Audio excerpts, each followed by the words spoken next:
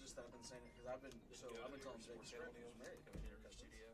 I was like, yeah, we got some house like this, and they spoke the same. They're talking to Kevin the stage. I was like, Jake. And we can check it everywhere. But it's funny because I was the one making a big deal about it. They didn't care. They'd take whatever. I go, I just want to be right. I just want to, because I was saying he was a quarterback of the football team. I'm saying his name every dang play. How do you plan on saying number 7 for Covington? Miguel Tarango? Well, it's Tarango. Tarango. I'll probably anglicize that one. Now, I did it for like when Ringwood came because they have a kid with the last name. They have Chaqueño. Try saying that in English. So I was saying it in Spanish because I was going to try in English. So that makes your name Hosey? No. It's Yeah, it's all. I can remember growing up. It's stuff like Should we this. start the national anthem? Some people call me Hokum. Yeah. Yeah, but like Okeene. But I remember, I'll just never forget, and I know she passed away, and I can't think of her name right now. Jill. She's ready to tell me how she wants it said, and Coach Jones goes, "Oh, it's Halcom," and she just kind of goes, Yeah. See, she was on my side then. So, where's Okeene? I think the official this spring to get him because I seen him running that way. That's when Okeene is announcing national anthem. Turn all the audio down if you can. I could have just. You can do it right there, right? Where's that audio microphone? Is there really high? I would turn those down. Usually they stay pretty high, but I'll turn them down for now.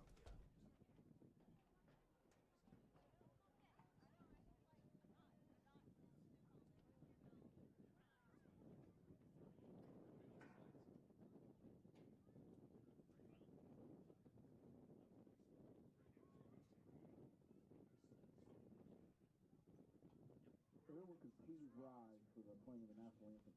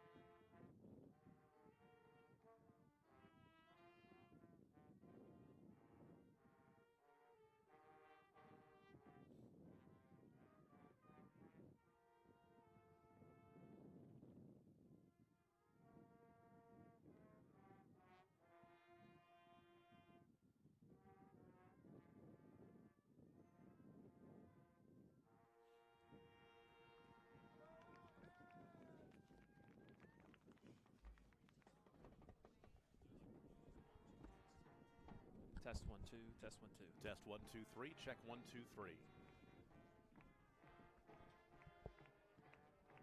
Is your school or booster club looking for ways to fundraise? Let Downtown Threads create a custom website to showcase all your school apparel. You pick the design and the garment, we do the rest. We will handle all the payments and cut you one check when the website is closed. Call today, 580-237-7060. Downtown Threads, proudly supporting all local high school athletes. Is your school or booster club looking for ways to fundraise? Let Downtown Threads create a custom website to showcase all your school apparel. You pick the design and the garment, we do the rest. We will handle all the payments and cut you one check when the website is closed. Call today, 580-237-7060. Downtown Threads, proudly supporting all local high school athletes. The High Plains Insurance Agency takes pride in keeping up with many changes in the crop insurance industry and keeping their insurers informed of these changes. The goal is to help each farmer customize their crop insurance to meet their needs. Thanks for your continued business, and remember, call Amy, Carissa, or Danny at High Plains Insurance in Medford and Loyal at 580-395-2447 or toll free at 1-800-346-4056 for a quote today. It is week 10 of the high school football season. On the Squirtle Game of the Week, we are right back where we started the season back in August at Fabian Field at Covington Douglas High School as the Wildcats host the Okeene Whippets. Good evening from Covington. I'm Tom Nelson. Adam Dieselhorse is in the house tonight as well. And after 11 weeks of high school football, there is still a lot to be decided with the playoffs starting next week. In B3, we won't know much until the end of the night. Both Okeene and Covington Douglas will join Sealing and Southwest Covenant in the playoffs next week. But what is up in the air is where they will be going, and we're going to keep track on that throughout the evening. But to the game at hand, both of these teams have been very good so far this year. They're 7-2.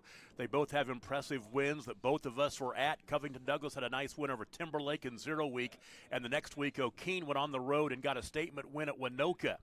Okeene's 2 losses are to some of the best in the state, Sealing and Laverne. The Wildcats were shut out by Sealing last week and lost to Southwest Covenant a month ago. Adam Dieselhorse, these teams can put some points on the board.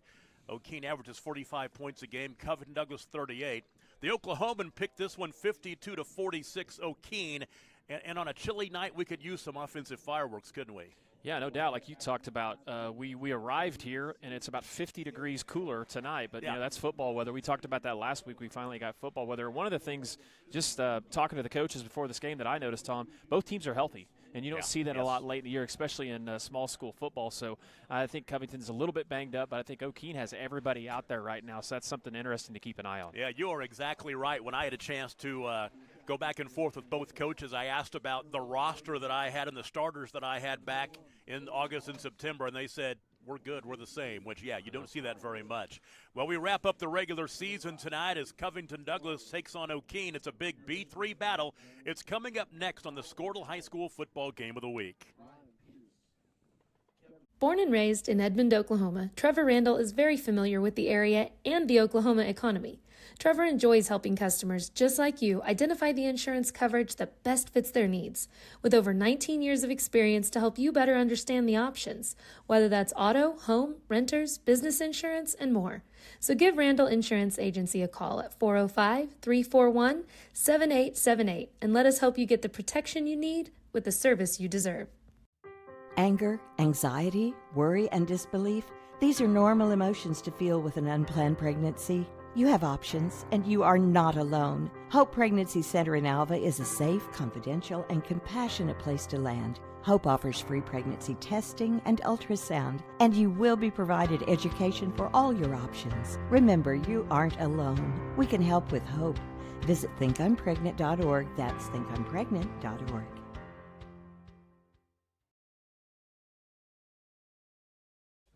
Few things bring communities together like high school sports. The passion, the drama, the atmosphere, the tremendous thrill of victory, and the agonizing pain of defeat. There's nothing like it, and nobody in Oklahoma brings you all of that better than Squirtle. So sit back, hold on, and get ready for another thrilling ride, because it's time once again for the Squirtle Game of the Week.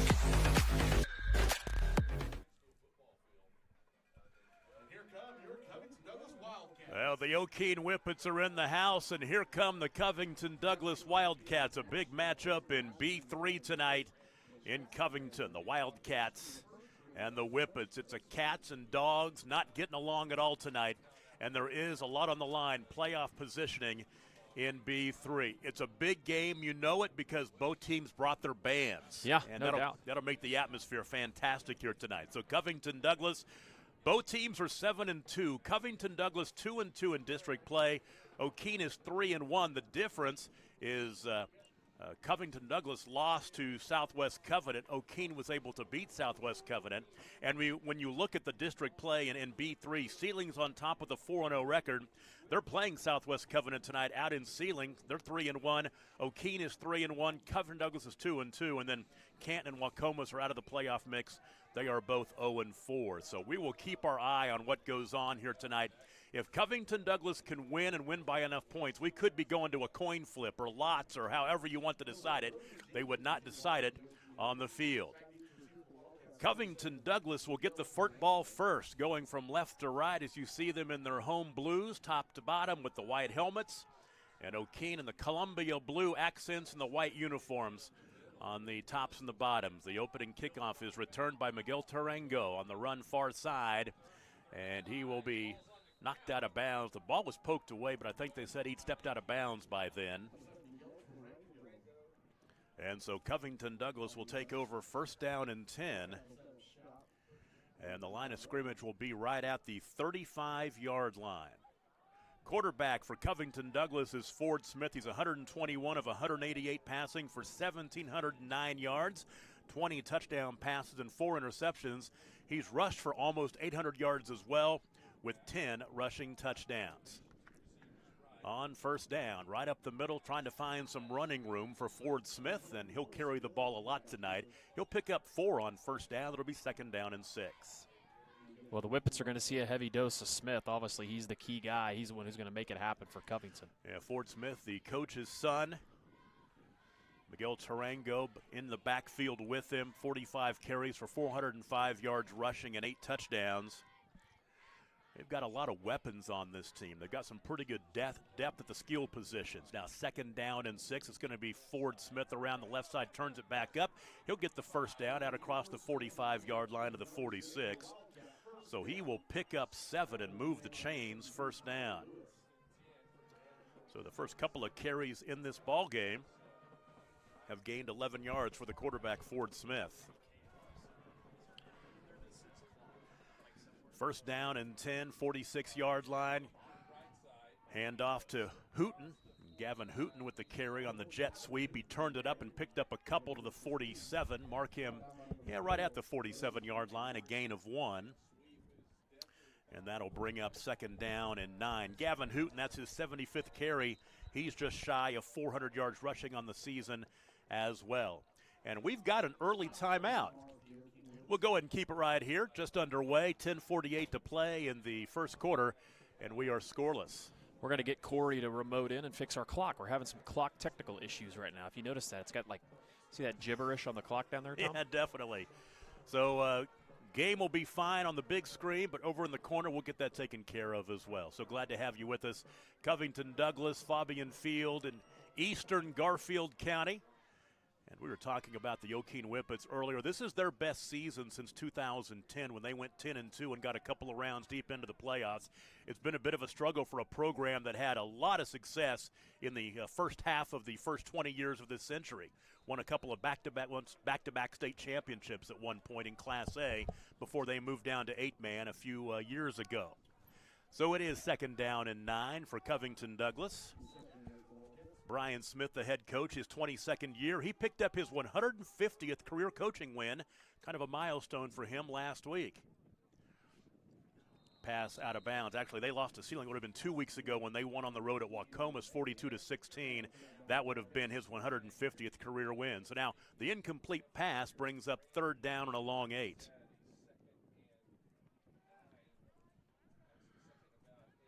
So the line of scrimmage is the 47-yard line.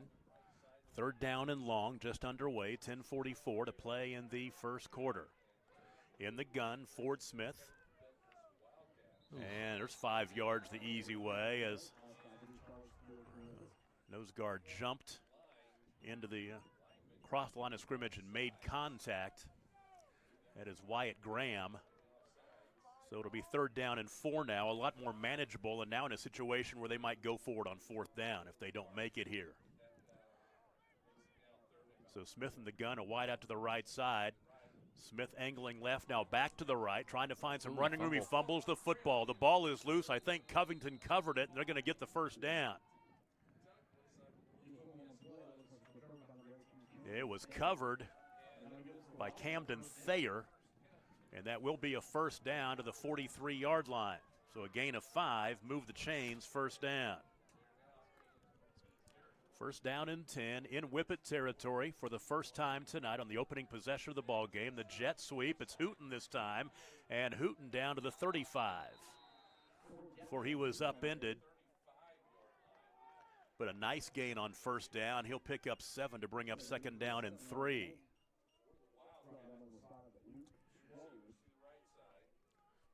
Luke Swartwood on the stop. We'll talk about him a lot tonight as well. Second down and 3. Tarango this time, angling left. He'll get the first down inside the 30-yard line. Mark him down at the 29, picking up 7. So a nice run right there for Tarango. So you've seen already Tarango, Hooten, and Ford Smith carry the football. They're spreading around a little bit. Like I said, they've got a lot of weapons on the offensive side of that football. Yeah, no doubt. It starts with Smith, but like you said, you have to honor him so those other athletes on the outside and edge can really help them. Here comes the 8th play of the drive. It's first down and 10.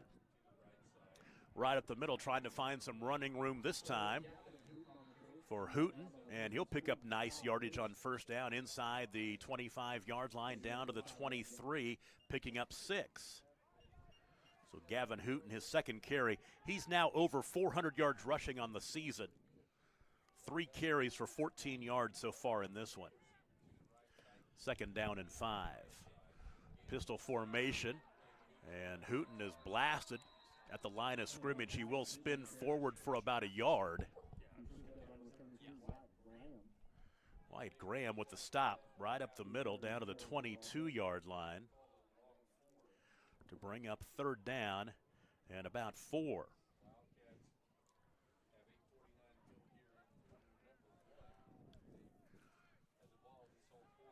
Third down and a long 4, almost 5.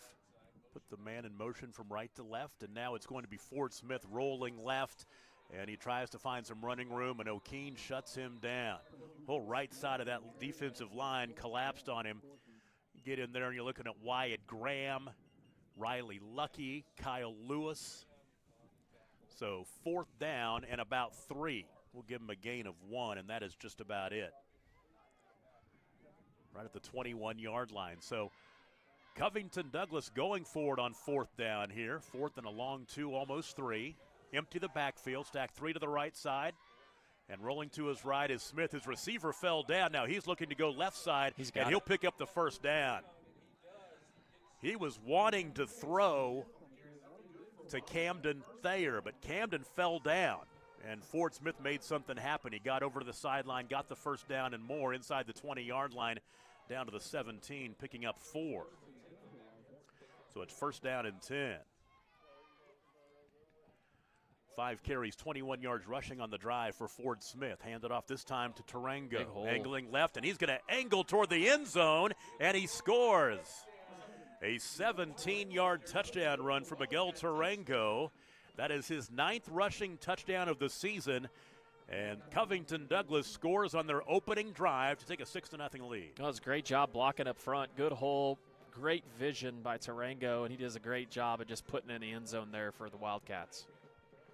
Nice long drive, started back on their own 35-yard line. And they will line up to go for 2. Empty the backfield to the direct snap to Gavin Hooten this time. And Hooten is handing off on the jet sweep, tried to turn it up, and it was Ford Smith, and he got in for 2. They ran Ford Smith out there wide to the left. He went into the jet sweep, and he gets the 2-point conversion. 7:48 to play in the first quarter. Covington Douglas strikes first. They lead 8-0. You're watching the game of the week on Squirtle.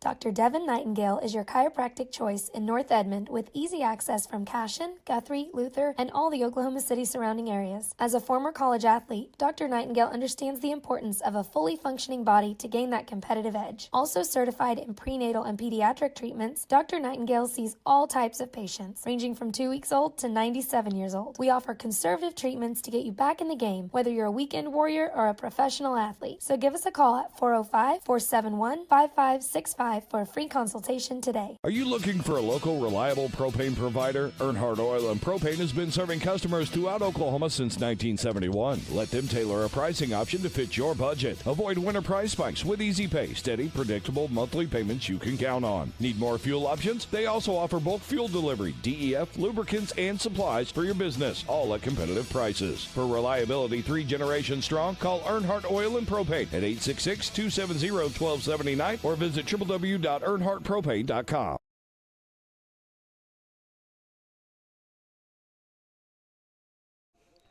Good start for Covington Douglas, a 12-play, 65-yard drive. It took 4 minutes and 4 seconds off the clock, and it was Miguel Tarango scoring on the 17-yard run off the left side.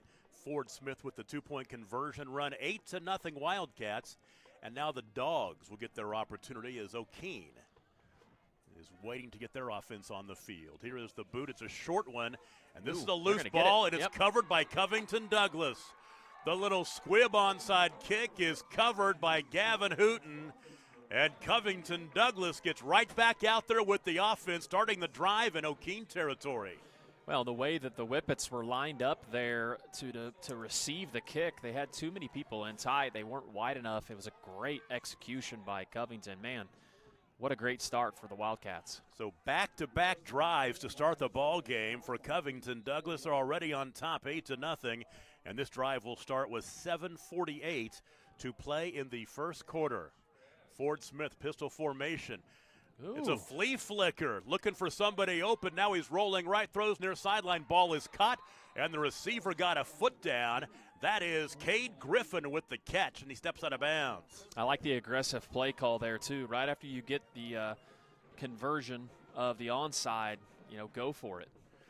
12-yard connection from Ford Smith to Cade Griffin. That's his 22nd catch of the season for just over 240 yards.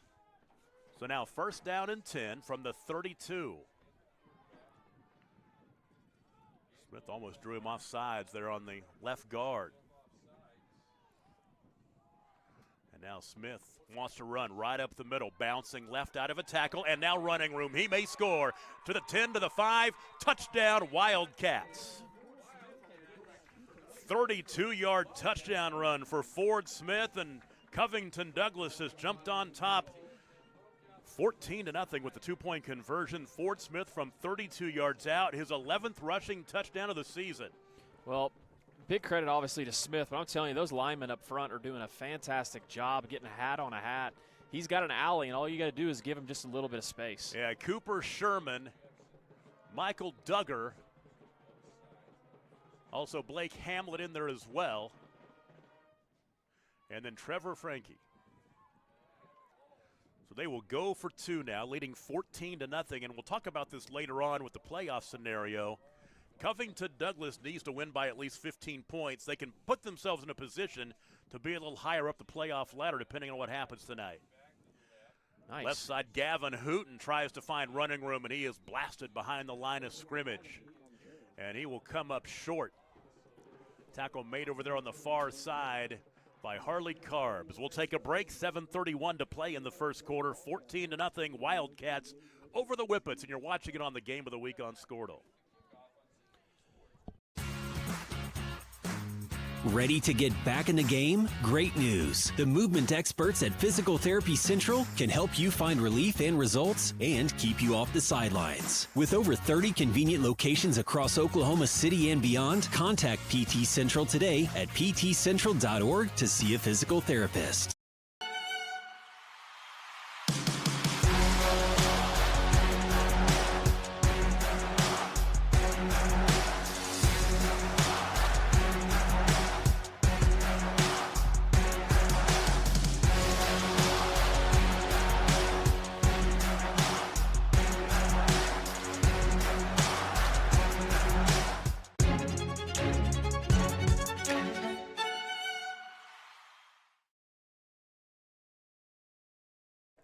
Covington Douglas rolled the dice on the onside kick, and it came up aces. A capitalized 44-yard drive, 2 plays, 17 seconds off the clock. Ford Smith scores from 32 yards out, and the Wildcats on top 14-0 after the two-point conversion run was no good. So now we will set up the offense for Okeene. Their quarterback is Brody Jenkins, has 593 passing yards and 515 rushing yards. And Luke Swartwood, the transfer from Canton, who is 60 yards shy of 1,000 yards rushing on the season, he'll be lined up in that backfield as well. This drive starts on the 37-yard line, and with 7:29 to play in the first quarter. Empty the backfield, and they're going to hand up, fake the jet sweep, and there goes Jenkins right side, and he's upended after a pretty good gain on first down. Tackle made by Camden Thayer. And if he could have hurdled Thayer, and Thayer tripped him up, he might have been off to the races, but a gain of 6. 42-yard line. We're going to make it a 5-yard gain. And it's second down and a long 4, short 5. Hand off this time. There's our first nice look at play. Luke Swartwood, and he was met in the hole by Derek Doherty. Man, wow. And we'll talk about Derek Doherty a little bit. Leads the team in tackles, almost 13 a game. Leads the team in interceptions as well with a couple. He has a sack. He has been dominant on the defensive side of the football. And a loss in the play back to the 41-yard line on Luke Swartwood's first carry. 3rd down and 5. Play action. Jenkins right side, wide open receivers caught. That'll be a first down across midfield down to the 47-yard line. The ball caught by Briar Roberts, his favorite target. Tackle made by Gavin Hooten for the first pass completion of the night. Across midfield to the 47, so it's a gain of 13. It's a great throw by Jenkins. Those lefties always look good throwing, don't they? Yeah, they do. First down and 10. Swartwood this time turning it up, and he is down the sideline. Nobody's going to get him. Touchdown, Okeene. First carry for Luke wasn't great.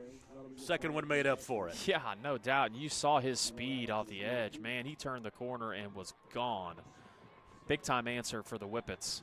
47-yard touchdown run for Luke Swartwood as he gets up near 1,000 yards. He's 14 yards shy of 1,000 yards rushing now after that long touchdown run. But more importantly for Okeene, makes it 14-6. Well, Tom, this is one thing you and I talk about when we cover these good matchups with good 8-man teams is the 2-point conversions end up being the decision maker a lot of times late in these games. Well, we talked about this being a high-scoring affair. That is playing out early on. So they'll go for 2, empty the backfield. Jenkins will give it to Luke Swartwood into the end zone for 2, and that'll make it 14-8. We'll take a break and be right back. You're watching the game of the week, and we're having it for you on Squirtle tonight. This is Game Time. Neptune Game Time creates a high-energy game day atmosphere that your players and fans will love. Every song in our database is 100% lyric safe, which means you can stop screening music for good. Game Time also provides custom messaging to help you promote your upcoming events, concessions, and event-specific announcements. And it gives you the opportunity to sell sponsorships on your station that will generate revenue for your athletic department. Amp up your game day with Game Time. Dr. Matt Dieselhorst at Dieselhorst Sports and Orthopedics can help you get game day ready. Dr. Dieselhorst works with athletes of all ages, taking a coordinated approach to accelerate return to play and maximize athletic performance. His work with pros in sports training, injury prevention, bracing, functional rehabilitation, and imaging works seamlessly with his medical and surgical expertise. Get started by going to Dieselhorst Sports and Orthopedics. Let Dr. Matt Dieselhorst get you back on the field, backing all Oklahoma athletes on the field and off. Okeene down by a couple of touchdowns. They answer quickly. 4 plays, 63 yards in a minute and 34 seconds. On Luke Swartwood's 47-yard run. Here comes a return for Tarango to the near side. Gets help from a block. You might have some running room. Flag is going to bring this one back. Now 2 flags as he gets out just shy of the 50-yard line. But 3 officials threw their yellow hankies out there, so they all saw something at different times. There was a definite block in the back right off the bat. I saw that one. I don't know about the other flag down here closer to us. So they will discuss it. Might be a face mask out there, a block in the back. There were 3 different flags out there at different times in the course of the run. We can pretty much say this one's coming back at least a little bit. Hold, personal foul, face mask. That goes against Okeene. And they're going to re-kick it. I guess that's what that means. Yeah. If you're just joining us, you've missed a lot. Okeene kicked off to Covington Douglas. Covington Douglas went 12 plays, covered 65 yards in just over 4 minutes, and Miguel Tarango scored from 17 yards out, made it 8-0. They tried the onside kick and converted. They took over at the Okeene 44-yard line and scored in a couple of plays. Ford Smith scored from 32 yards out, and then Okeene down by 2 touchdowns got the answer. They needed 4 plays, 63 yards in a minute and a half, and Luke Swartwood with the 47-yard run. The 2-point conversion makes it a 6-point game. Let's try the kick again inside the 5-yard line and out of bounds. at the 1 yard line. Oh, goodness. So Covington Douglas can take over at the 35. Well, Tom, you're talking about that other game in this district to keep an eye on. Sealing already leads Southwest Covenant 16-0 early in that one. That was a ball game that if Southwest Covenant could have won and Covington Douglas wins, Southwest Covenant would have been district champions because they would have had the head-to-head on Sealing. That's wild. Early on, Sealing saying, okay, that's not going to happen. I think I have to worry about that one. That's exactly right. We want to get in at some point here. We'll get into all the district ramifications. So first down and 10 from the 35-yard line. Trying to find some running room for Ford Smith. Great job there by Carbs. Carbs came through on a blitz and then Chase Smith from behind. He picks up a yard. It'll bring up second down and 9. 7 carries, 54 yards rushing, and a touchdown already for Ford Smith. And we do have an injured player down there. It is a Wildcat, as you see on your screen. We won't speculate until we can get a number on that, but you hope he's okay. Covington Douglas opened up the season. We were here that night. They beat Timberlake 22-6. They continue that early season roll, hammering Medford 60-12. Beat Ringwood 44-22 and DCLA 64-14. Then they went on the road to win at Garber 38-18 in the war on 74. They lost their first game at Southwest Covenant 54-22. Bounced back the next week, beating Canton 48-0, and then Wacomas 42-16. Last week, right here, they ran into Sealing and lost that ball game 48-0. So for Okeene, we saw them week 2 after they'd beaten Pond Creek Hunter 56-30. They went on the road to Waynoki in our game of the week and won 38-28. Came back the next week and beat Geary 50-0. Suffered their first loss on the road at Laverne 48-22, then beat Beaver 52-6, Wacoma 62-36, then lost at Sealing 62-12. Beat Canton last week 56-20, and that set them up for tonight. As they're playing, if they can win, they would most likely be in second place in the district. If Sealing can hang on and beat Southwest Covenant, that's an early jump, 16-0 start for Sealing, because Okeene did beat Southwest Covenant earlier this season. Injured player, as you're seeing him slowly being helped off the field, is Michael Duggar. Michael's a 5'5", 185-pound senior, starting at guard and nose guards. That is, you want to get him back out there if you're a Wildcat fan. I can't tell. It looks like maybe his lower back is bothering him. I've had that issue for the past couple of weeks. Of course, I'm 56 years old. I threw my back out. I'm expected to do that. So second down and 9, and Smith wants to throw across the middle. It's dropped by the tight end, Derek Doherty. Carbs is the big hit there, too. So that will bring up third down and 9.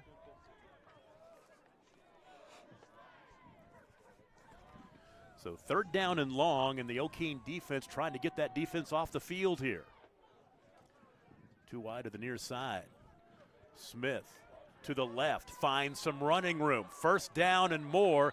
He's run out of bounds as he's chased out by Harley Carbs, but not before he gets that first down across the 35-yard line.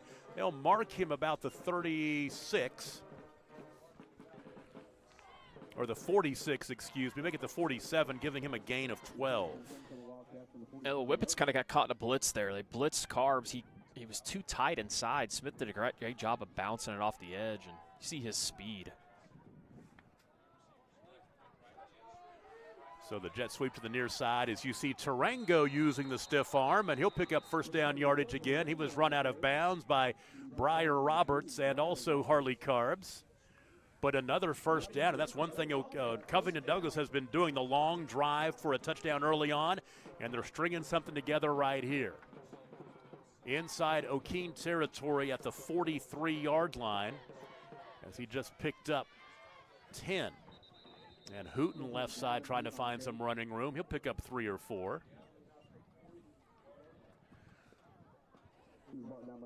So they are inside the 40-yard line at about the 39.5. It'll be second down and about 5. As Hooten will pick up 5.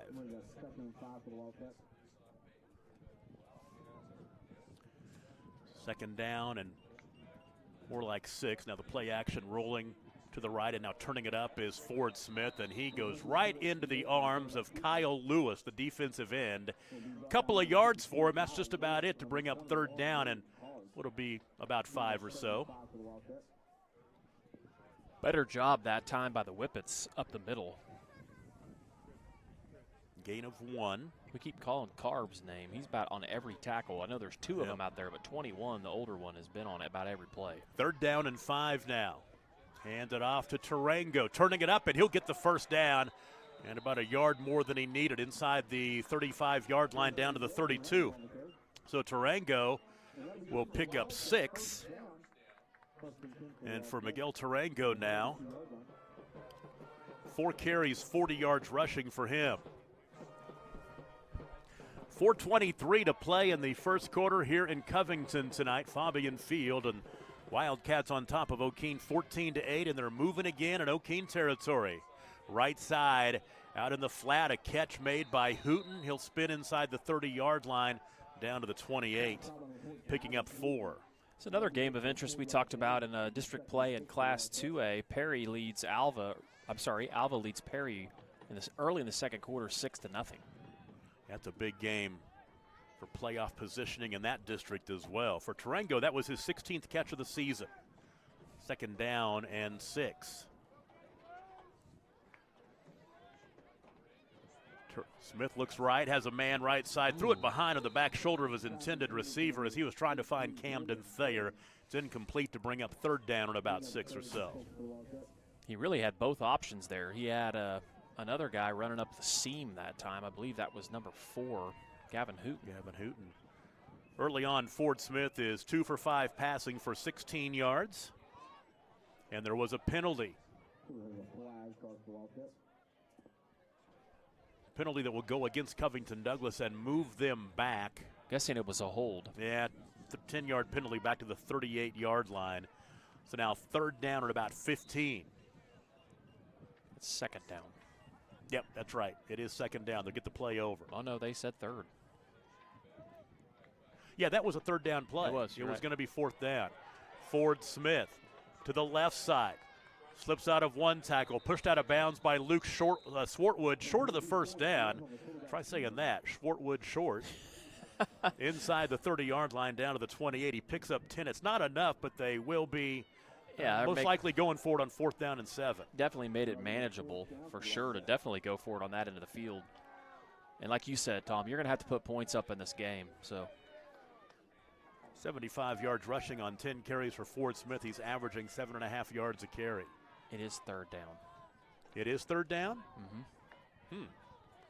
Back to throw is Smith, rolling right. Ball off the fingertips of the intended receiver, Camden Thayer.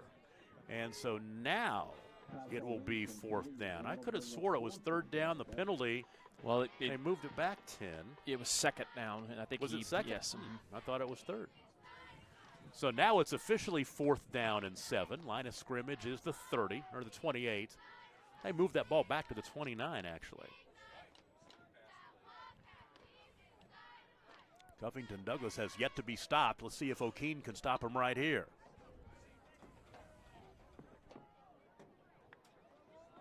Low snap. Smith has time. Hold. Ball caught. Hooten to the 5 and into the end zone. Touchdown, but a flag back at the line of scrimmage. Back behind the line of scrimmage. He found Gavin Hooten, but this one's most likely coming back. Yep, it's a hold. It's against Covington Douglas. So take the touchdown off the board. It will be 4th down and about 17 or so. They're actually going to mark it back to the 39. Yep. So 4th down and 17. And now what do?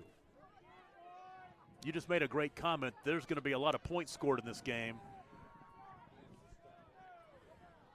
Gavin Hooten is their punter, but he's not.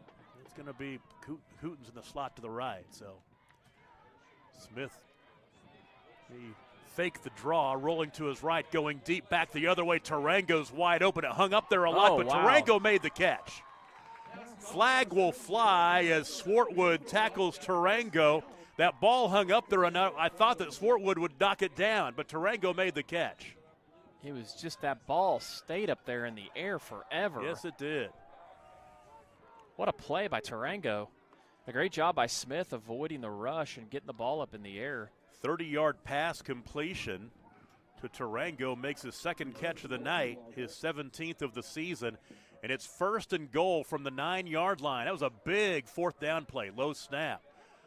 Smith wants to run. Nope, he had the option. Now he'll get down inside the 5-yard line and down to about the 2 before he was tackled from behind by William Carbs. So 2nd down and goal from about the 2. And a 7-yard gain by Smith.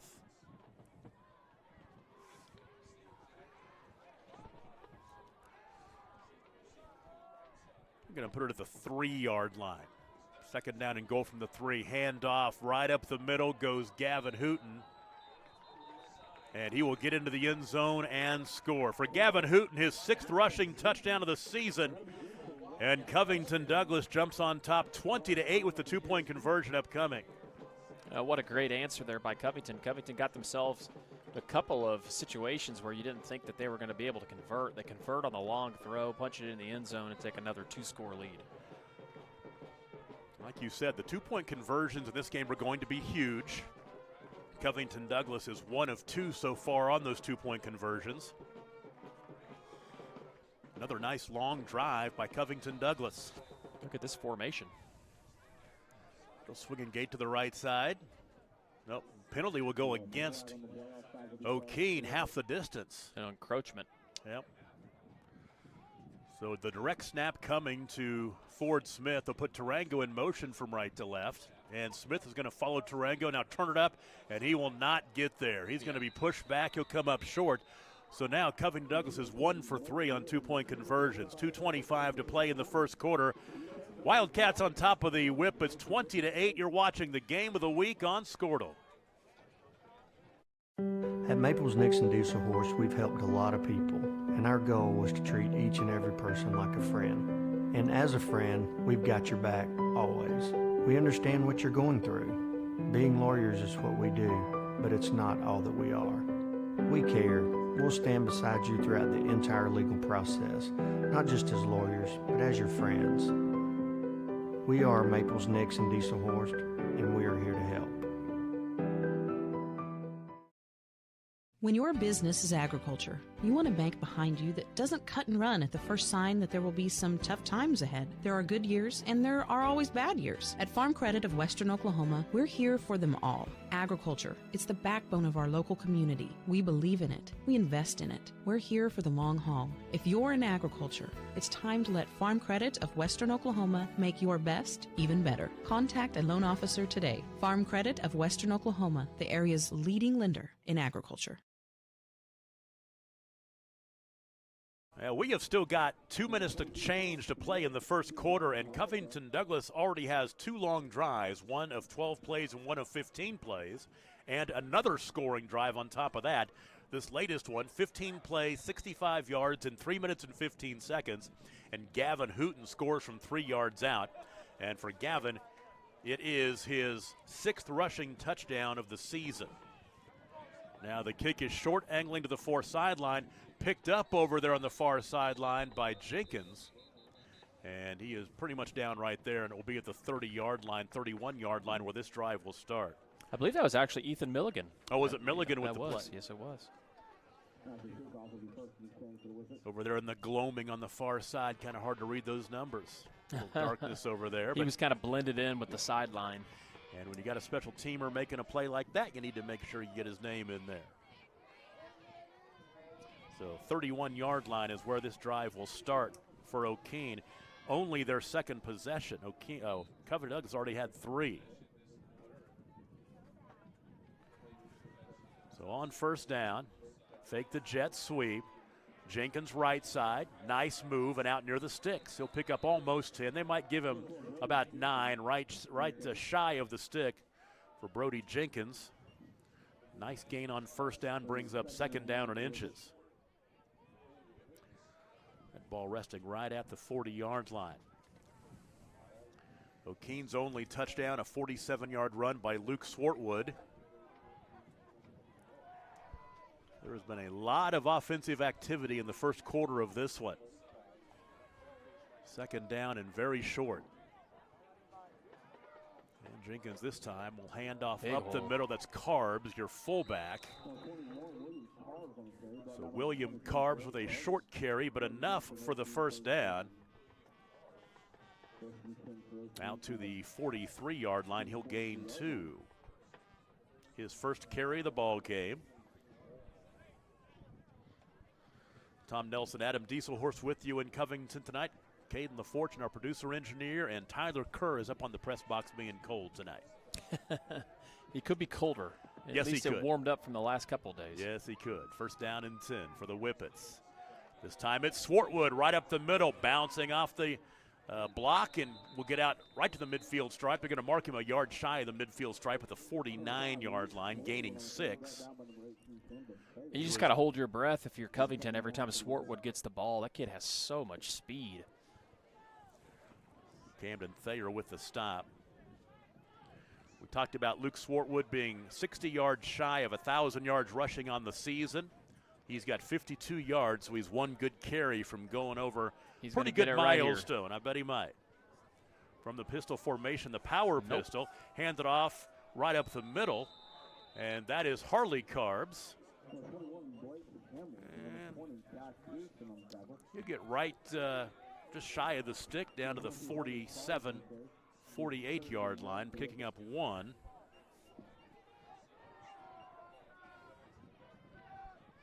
So on third down and short, left side, here comes Swartwood. He's tackled from behind by Doherty inside the 40-yard line. They'll mark him at the 37. Is that going to be enough to get it there? Yep, he's over 1,000 yards rushing as he gains 11 yards. Love the play call. Love the execution. Little quick option pitch out of that formation. So 1,003 yards rushing on the season for Luke Swartwood, who transferred into Okeene from Canton last year, and he's had a pretty darn good year with a pretty darn good team. And we've arrived at the end of the first quarter. Great ball game. Stick with us. Covington Douglas leads Okeene 20-8. You're watching the Squirtle Game of the Week on Squirtle.tv.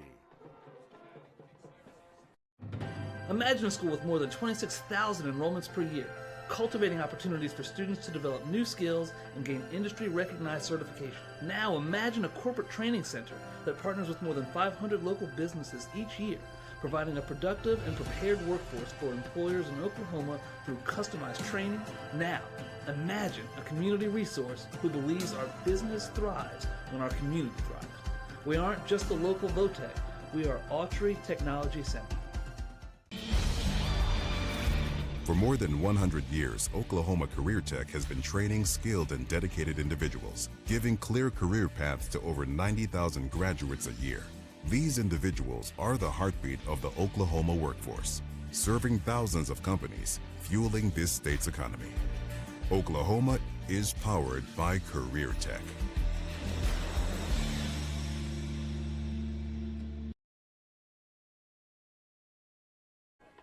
Are we ready for the second quarter? A very exciting first quarter as Covington Douglas leads Okeene 20-8. Now the Whippets are going from left to right.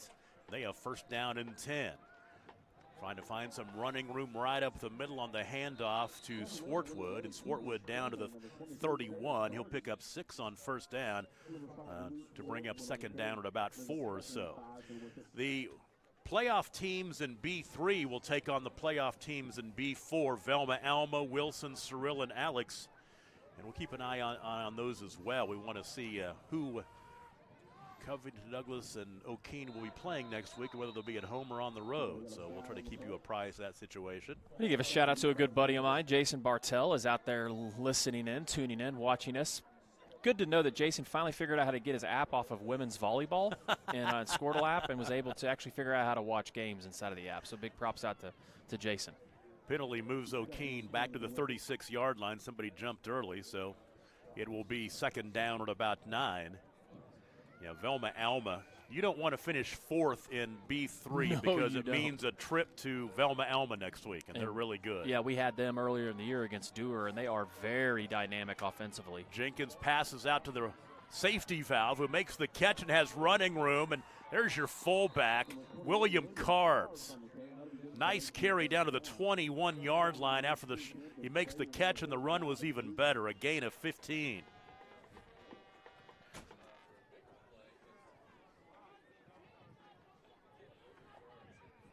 So the 15-yard gain, first down and 10 for the Whippets as they try to crawl back to within a single score here. Dump it out to Carbs in the left flat this time, and he short-armed it as Jenkins just kind of laid it out there way short. Didn't put a whole lot on that when it's incomplete. So Jenkins 2 for 4 passing for 28 yards.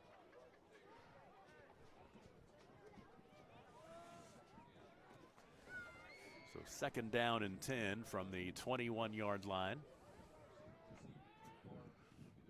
And Swartwood, nothing doing. Nothing doing. He was taken down by Tarango and also Cash Pearson. He did not get back to the line of scrimmage. He'll lose a yard. And that brings up third down and 11. Just underway in the second quarter, 10:39 to play. Covington Douglas, a 14-point lead, and the point differential could come into play here tonight, with the playoffs starting next week. Right side, Luke Swartwood trying to find some room, and he won't get a whole lot. He'll get some, but not nearly enough. Inside the 20-yard line down to the 18. He'll pick up 4.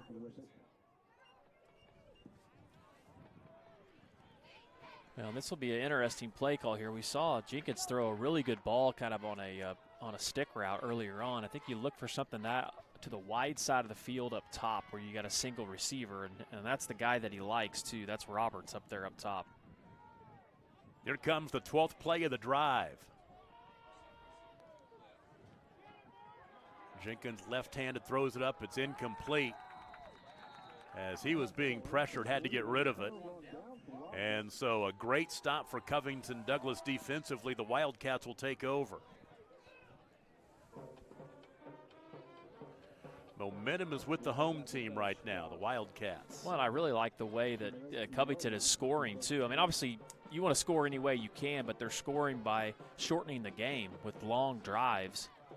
You know, Okeene had their quick scoring drive earlier on, but be anxious to see if Covington can't put another big drive together. So Covington Douglas with the 14-point lead with the football, and Good now block. running room on the near side for Camden Thayer. Put the ball in the hands of Camden Thayer, and he'll get first down yardage out across the 25-yard line all the way to the 28 as he picks up 10.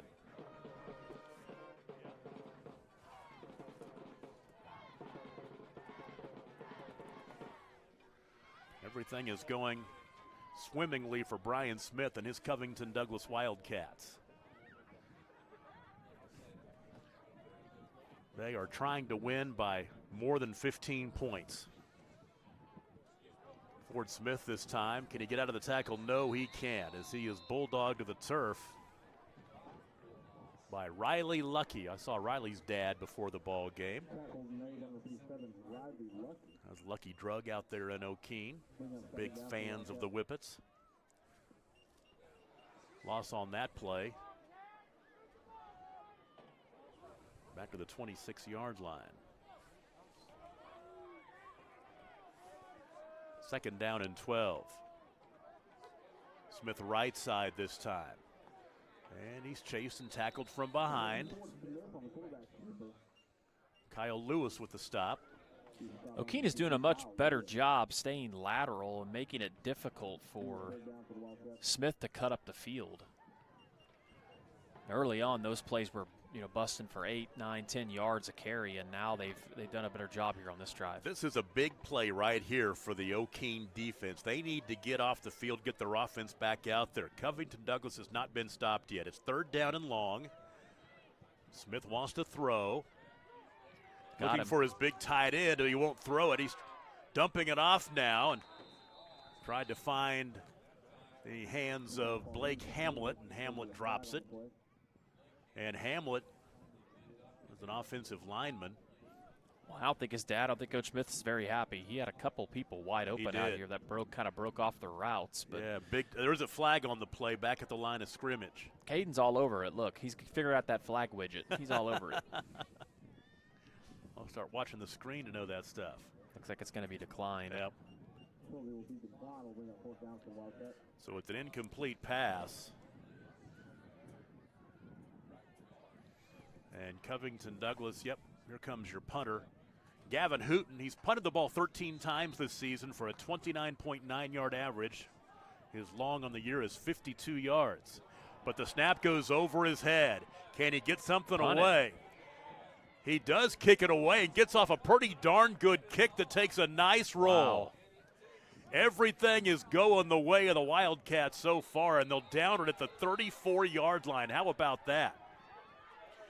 The line of scrimmage was the 30-yard line. That ends up being a 36-yard punt. A 36-yard punt for Gavin Hooten. You thought for a second he wasn't going to try to kick it away.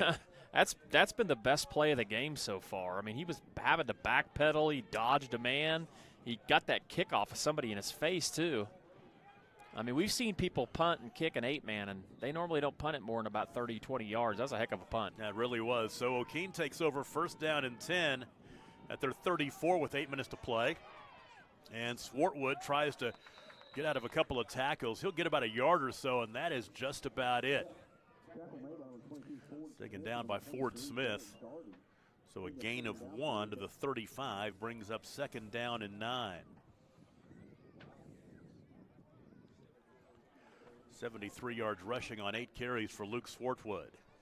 To remind everybody out there, sports fans, we will have our first basketball game of the week tomorrow night. We'll have Preston at Okarche.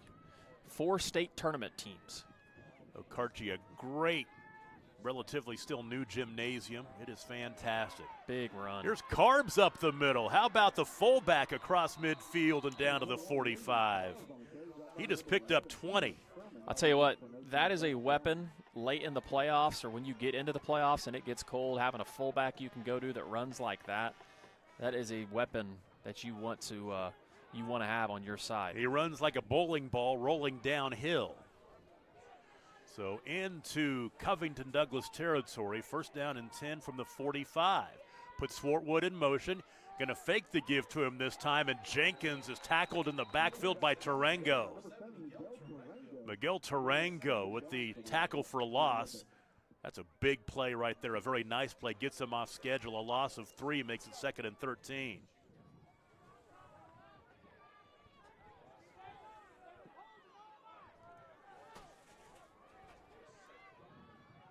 Beautiful night for high school football in early November. Under the Thursday night lights in Covington, Fabian Field, where we're at tonight of the Squirtle Game of the Week. Also on the Sports Animal WWLS platforms tonight as well. So many places you can watch the game if you have a computer or a phone or something like that. But we've got a timeout. We'll take a break. 6:25 to play in the first half. It's 20-8, the lead for Covington Douglas. You're watching the Game of the Week on Squirtle.tv.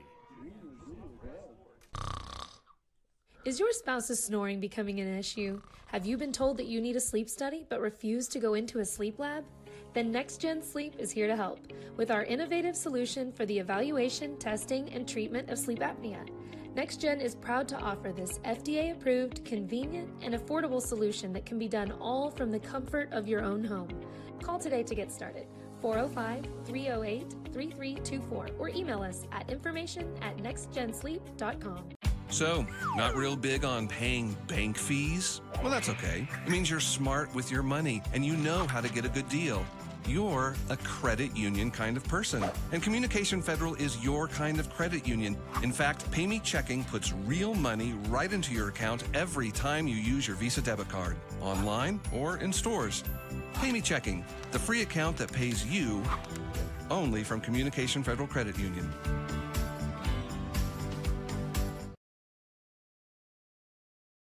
While you were watching a commercial, we were watching nothing. The lights went out for just a moment, about 10 or 15 seconds here. It was pretty darn dark in the stadium here. I had my little light here in front of me on. That's the only light we had in the whole area, but it came right back on. So you don't even know what happened, but it was pretty interesting here for just a little bit. 6:26 to play in the second quarter. It's second down and 12 for Okeene. They trail Covington Douglas 20-8, and they've got second and 12 from the Covington Douglas 47-yard line. Going to fake the give to Swart. They give it to Swartwood this time, but he is bottled up and tackled for a loss. And is he still on his feet? He was still on his feet. He never went down. No, I take it back. The ball was stripped away. William Carbs came up with it and carried it forward, but there was a flag on the play. They're going to mark it at the 45-yard line. So it ends up being a gain of 3. I'm going to give it to William Carbs. Carbs came out of the pile with the football. No flag. I think maybe the official was throwing his flag just to be a marker. So it's third down and 10. He was throwing the marker where the ball was technically fumbled. Give it off to Carbs again, and he's tackled at the line of scrimmage. Great defense for Covington Douglas. Leading the way that way, Derek Doherty. So no gain on the play, and now it is fourth down and 10. Defense is settling down a little bit. We had a bunch of points in that first quarter, but now we're have the opportunity for some defensive stops, as Covington Douglas has had one already. And it looks like they will punt. Is that Luke Swartwood who, well, let's see here, a power pistol formation. They're going for it. Across the middle, ball caught, first down. Jenkins able to find his receiver, and that is Riley Lucky, the starting tight end, who makes the catch down to the 30-yard line. A big 15-yard hookup as Riley Lucky makes the catch. So the 15-yard completion. The big target there, Riley Lucky. He's 6'2", 230. So first down and 10 now at the 30-yard line of Covington Douglas for the Whippets, down by 12 points at 20-8. There's Carbs again. William Carbs up the middle. He was tripped up by Cash Pearson. Gain of 8 brings up second down and 2 inside the 25-yard line down to the 23, make it a 7-yard gain. But William Carbs, 4 big carries for him now, 4 carries for 32 yards. So it's second down and about 3 or so. And this time Jenkins to throw, left-handed ball. He dropped. Was dropped by Briar Roberts.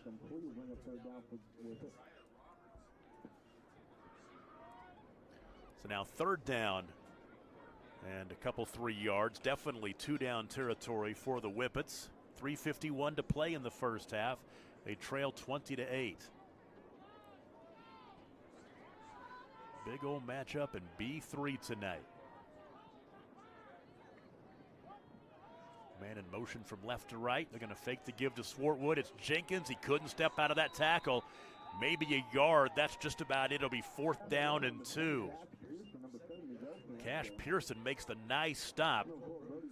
So down to the 22-yard line, brings up fourth down and 2.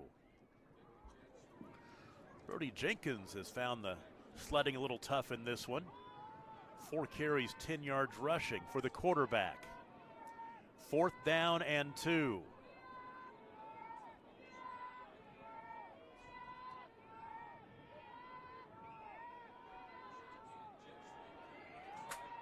Sweep on the right side. They're going to get the first down this time inside the 20-yard line, and that is Briar Roberts on the carry that time.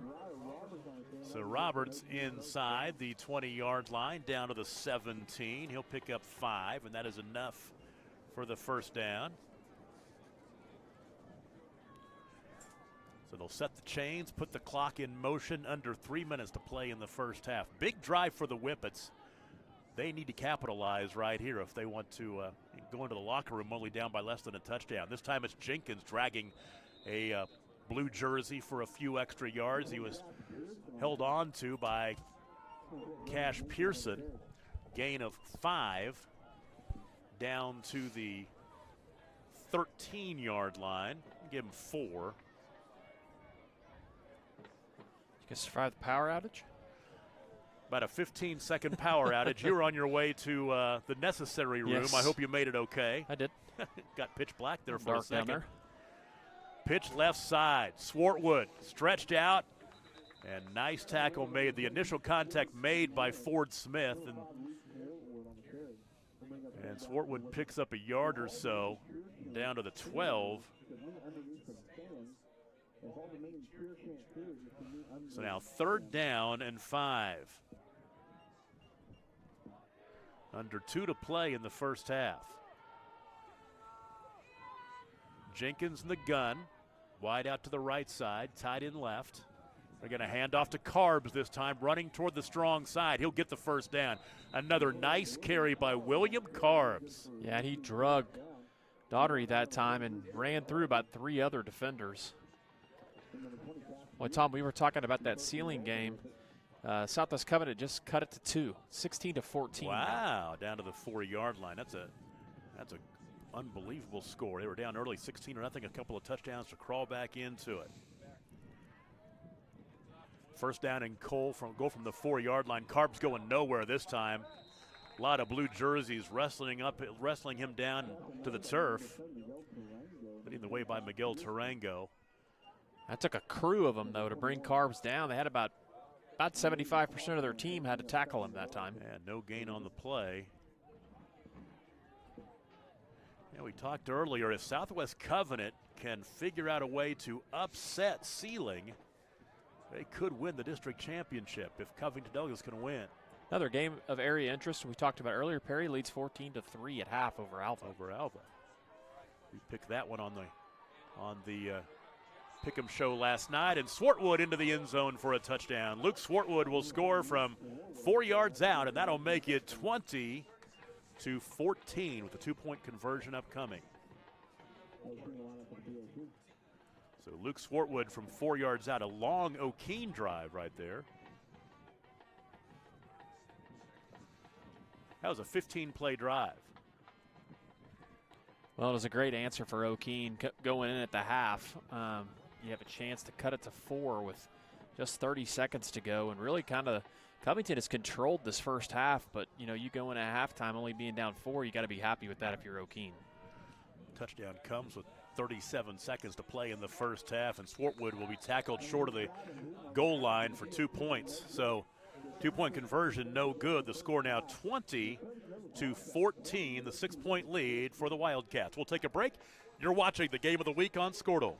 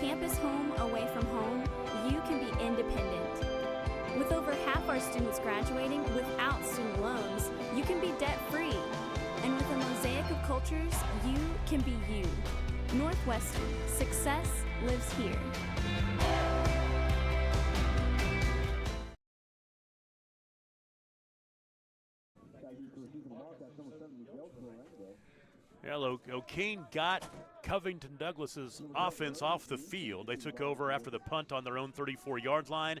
15 plays later, 64-yard drive. It took 7 minutes and 28 seconds off the clock, and Luke Swartwood scored from 4 yards out. 2-point conversion, no good.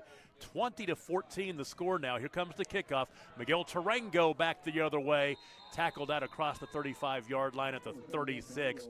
William Carbs, we've talked about him all night long on the other side of the ball, makes the special teams tackle right. Well, he's there. all over the place. He is. I mean, I'm telling you. He's also got a banged-up arm, too, because he's kind of holding that right arm out to the side. He's got it all taped up. I know his dad. His dad was a heck of a football player at Okeene back in the day. So we will see. Will Covington Douglas try to do anything special here or just get into the locker room leading by 6? Interesting front by Okeene. Ford, draw play, running room to the 45-yard line, out of bounds at the 48. That may change your mind as you gain 12 right there. That's a risk that you run, dropping everybody like that with the kind of runner that Smith is. Obviously, he just needs one little crease, and he can make it happen. So first down and 10 from the 48. Big shout out to the Covington administration and Covington school system for being a Squirtle partner with us. You're probably watching this on cdwildcats.tv. So many different places you can watch this one tonight. The Sports Animal platform and the Squirtle platform. Ball caught by Hooten, out of bounds, stop the clock at the 40-yard line. Great execution. I actually saw Tiffany Smith, Gavin's mom. She was at OKSTE this weekend at the conference in Tulsa. Kind of helps manage and run their Squirtle platform here for Covington.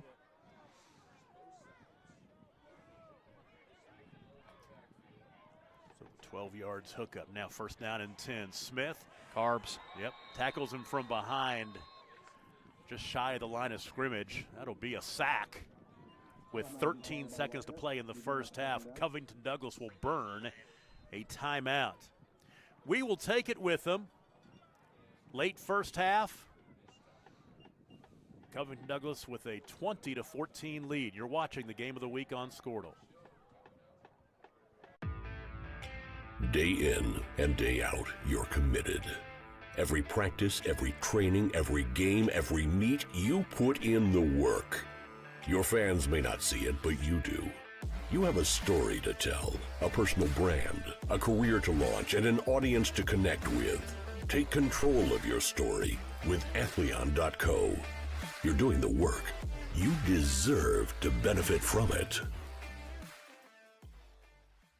Wiggins Auctioneers is a full-service auction company well-versed in selling farm and range land, minerals, commercial and residential properties, as well as equipment, estate, and trust liquidations.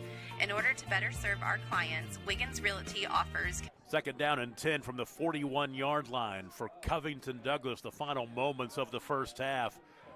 Smith wants to run, needs to get out of bounds. He will inside the 30-yard line. He will step out, let's see, at about the 25 to the 24. Let's see where they're going to mark his football. 24-yard line. He just gained 16 yards. Well, that time the best block on the play came by the official in the middle of the field. Carbs could not get to Smith in the backfield. 6 seconds to play. They've got a chance to go to the end zone here. Empty the backfield. 2 wide to the right side, 1 to the left. Actually 2 wide to both sides. Throwing toward the end zone. Has a man, and incomplete. Trying to run under it down there. It's Camden Thayer.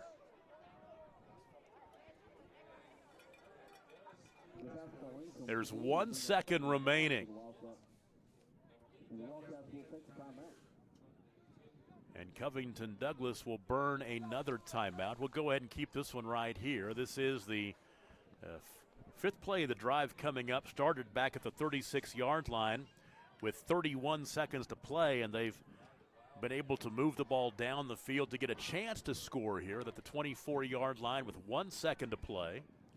Tom Nelson, Adam Dieselhorst with you tonight from Fabian Field in Covington. Caden LaFortune, our producer-engineer. And Tyler Kerr up on the top of the press box running the camera, doing a tremendous job tonight. Got a full house in the press box, too. It is a full house in the press box. It's a big game. There's going to be a full house when it's a big game. So stick around at halftime. We'll get a chance to, well, you get to see a lot of sponsors, but also we'll cover the scoring in the first half, go back and recap the stats. And we will also update all those scores that we've been wanting to keep an eye on here tonight, including the ones from both B3 and B4. I'm telling you, if you're just casually a sports fan and you're anywhere in Northwest Oklahoma, if you somehow don't come upon this game somewhere on one of the 400 platforms that it's on right now. Squirtle.tv, cdwildcats.com, the sports animal platforms, and we're giving you a good game so far. These two teams have really showed up tonight with so much on the line. So final play of the first half from the 24-yard line. They're trying to find some running room, and he'll be sacked. He fumbled the football late, and the sack was by Riley Lucky, and then falling on the football was Harley Carbs, and that is a loss back to the 40-yard line. They end up losing 16 yards on the play, but the first half comes to an end. Good ball game. Covington Douglas 20, Okeene 14. We'll take a break and be right back. You're watching the Game of the Week on Squirtle.tv. Wiggins Auctioneers is a full-service auction company well-versed in selling farm and rangeland, minerals, commercial and residential properties, as well as equipment, estate, and trust liquidations. In order to better serve our clients, Wiggins Realty offers conventional for-sale listings as well as buyer representation. Whether buying or selling, auction or conventional, we want to be your trusted company. Wiggins Auctioneers, 3 generations strong and setting the standard since 1963.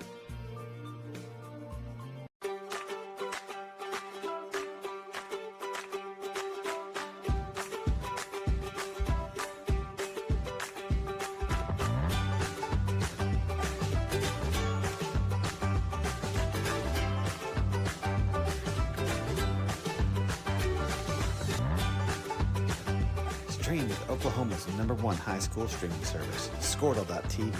Find out more at Squirtle.com/stream.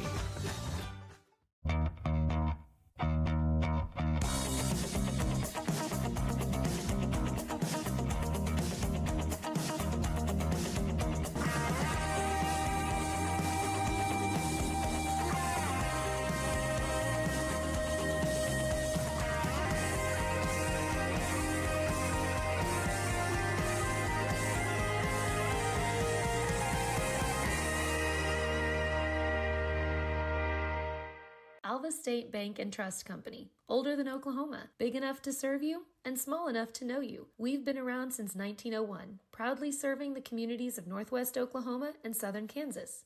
We're making banking easy. Whether you're at home, in the office, or waiting for the next quarter to start, our online or mobile banking options help you to juggle busy schedules and financial needs. So stop by and see us at any of our locations in Alva, Burlington, Freedom, Enid, and Kiowa, Kansas. We plant roots where others have branches. Equal Housing Lender, member FDIC.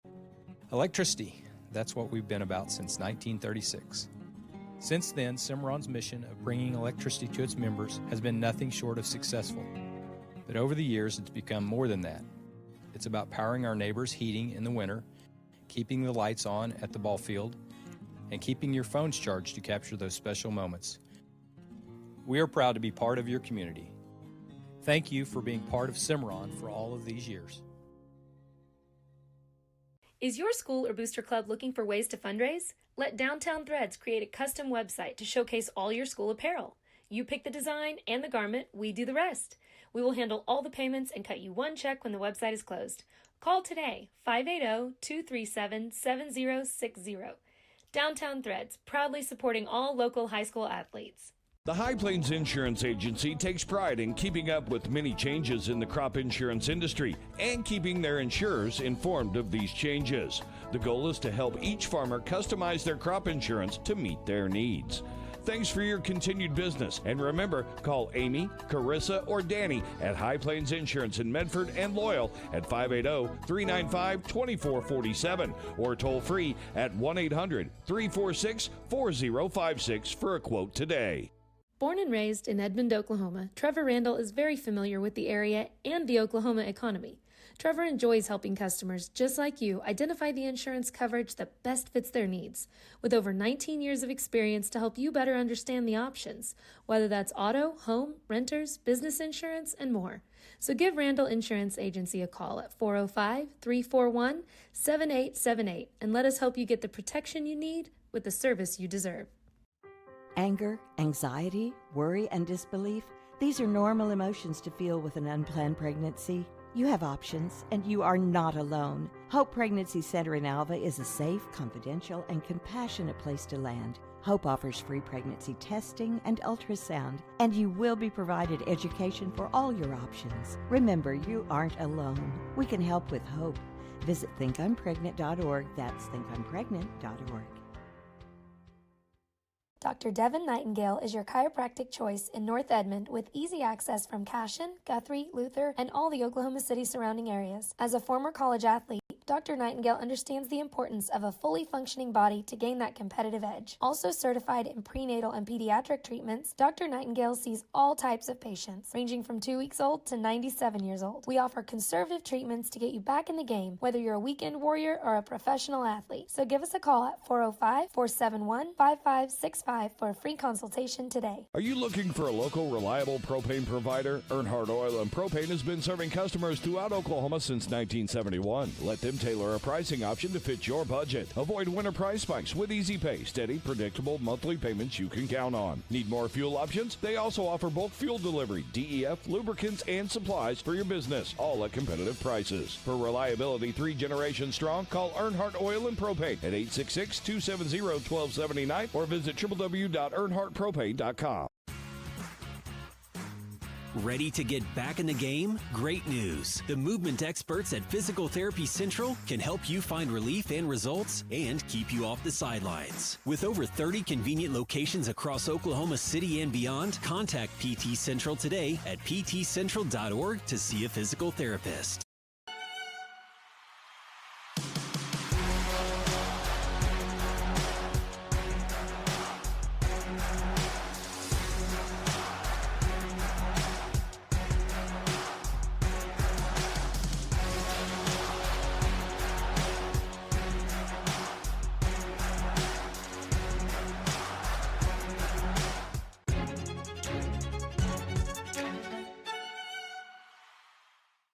This is Game Time. Neptune Game Time creates a high-energy game day atmosphere that your players and fans will love. Every song in our database is 100% lyric safe, which means you can stop screening music for good. Game Time also provides custom messaging to help you promote your upcoming events, concessions, and event-specific announcements. And it gives you the opportunity to sell sponsorships on your station that will generate revenue for your athletic department. Amp up your game day with Game Time. Dr. Matt Dieselhorst at Dieselhorst Sports and Orthopedics can help you get game day ready. Dr. Dieselhorst works with athletes of all ages, taking a coordinated approach to accelerate return to play and maximize athletic performance. His work with pros in sports training, injury prevention, bracing, functional rehabilitation, and imaging works seamlessly with his medical and surgical expertise. Get started by going to Dieselhorst Sports and Orthopedics. Let Dr. Matt Dieselhorst get you back on the field, backing all Oklahoma athletes on the field and off. At Maples Nixon Dieselhorst, we've helped a lot of people, and our goal was to treat each and every person like a friend. And as a friend, we've got your back always. We understand what you're going through. Being lawyers is what we do, but it's not all that we are. We care. We'll stand beside you throughout the entire legal process, not just as lawyers, but as your friends. We are Maples Nixon Dieselhorst, and we are here to help. When your business is agriculture, you want a bank behind you that doesn't cut and run at the first sign that there will be some tough times ahead. There are good years and there are always bad years. At Farm Credit of Western Oklahoma, we're here for them all. Agriculture, it's the backbone of our local community. We believe in it. We invest in it. We're here for the long haul. If you're in agriculture, it's time to let Farm Credit of Western Oklahoma make your best even better. Contact a loan officer today. Farm Credit of Western Oklahoma, the area's leading lender in agriculture. Imagine a school with more than 26,000 enrollments per year, cultivating opportunities for students to develop new skills and gain industry-recognized certification. Now imagine a corporate training center that partners with more than 500 local businesses each year, providing a productive and prepared workforce for employers in Oklahoma through customized training. Now, imagine a community resource who believes our business thrives when our community thrives. We aren't just the local Votech, we are Autry Technology Center. For more than 100 years, Oklahoma Career Tech has been training skilled and dedicated individuals, giving clear career paths to over 90,000 graduates a year. These individuals are the heartbeat of the Oklahoma workforce, serving thousands of companies, fueling this state's economy. Oklahoma is powered by Career Tech.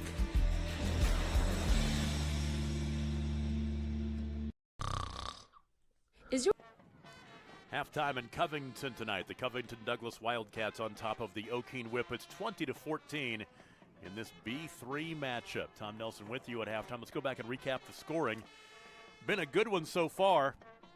Covington Douglas took the opening kickoff, took over on their 35-yard line, put together a 12-play, 65-yard drive, and Miguel Tarango scored on a 17-yard run.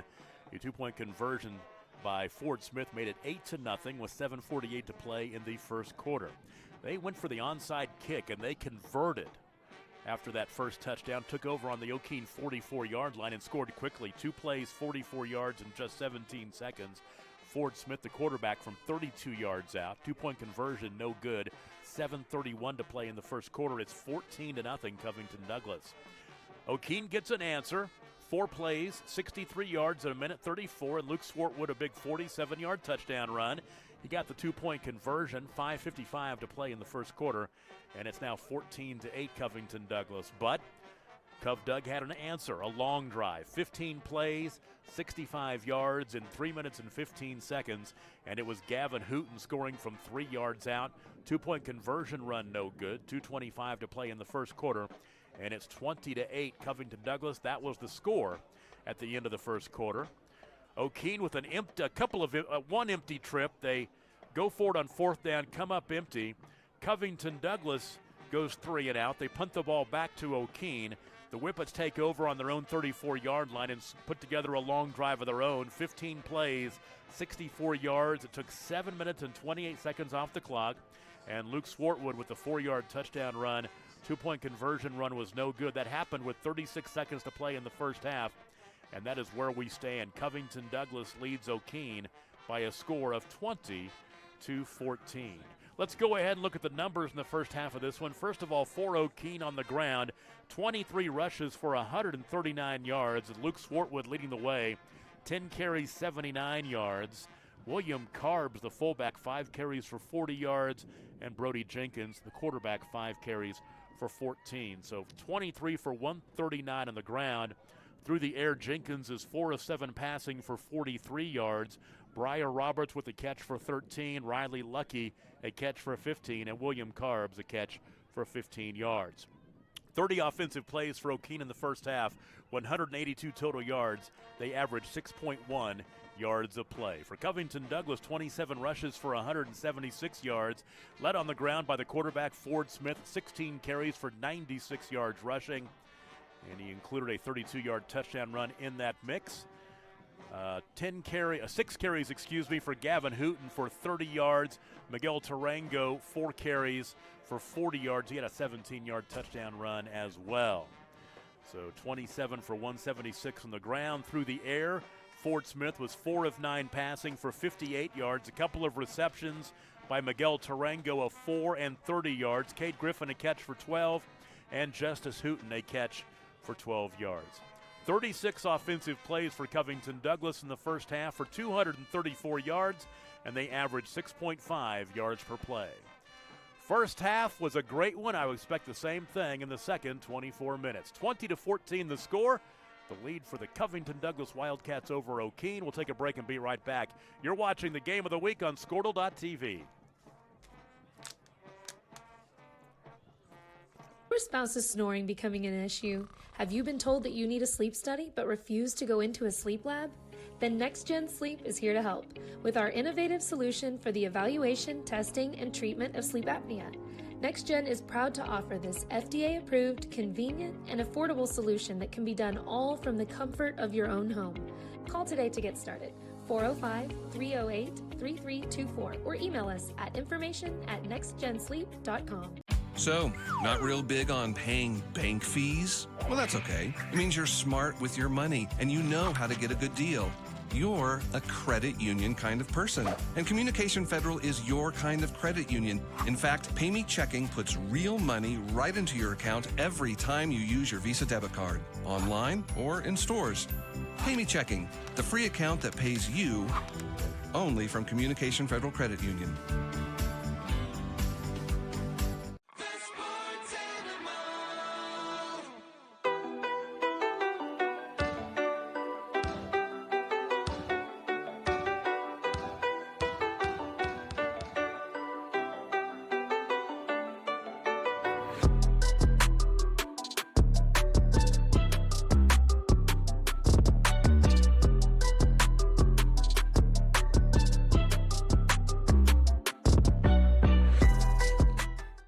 Why be a ranger?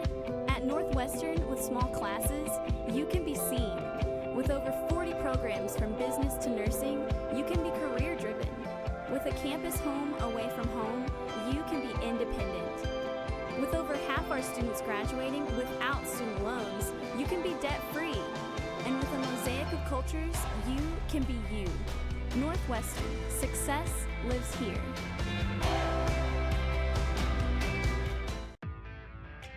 Day in and day out, you're committed.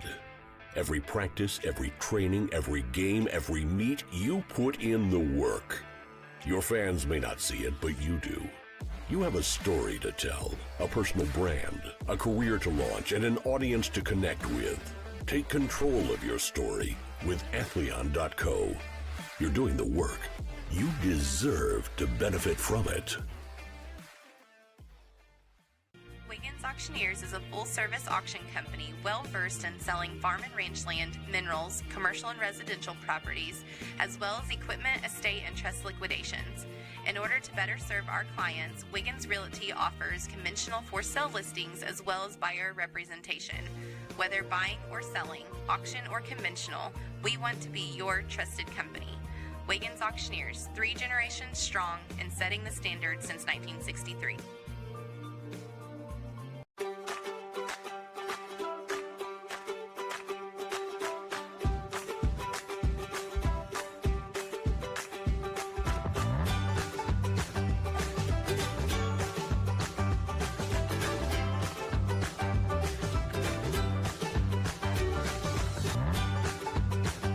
Stream with Oklahoma's #1 high school streaming service, Squirtle.tv. Find out more at Squirtle.com/stream.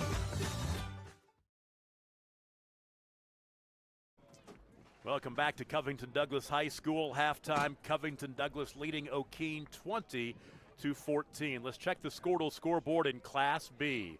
Webbers falls over Quinton 40-6 at half. Drumright leads Olive 46-6. That's a halftime score as well.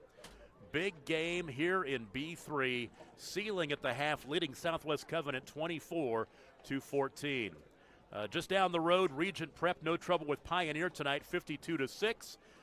Here's a game from B4, which is Wilson leading Central Marlowe 51-8.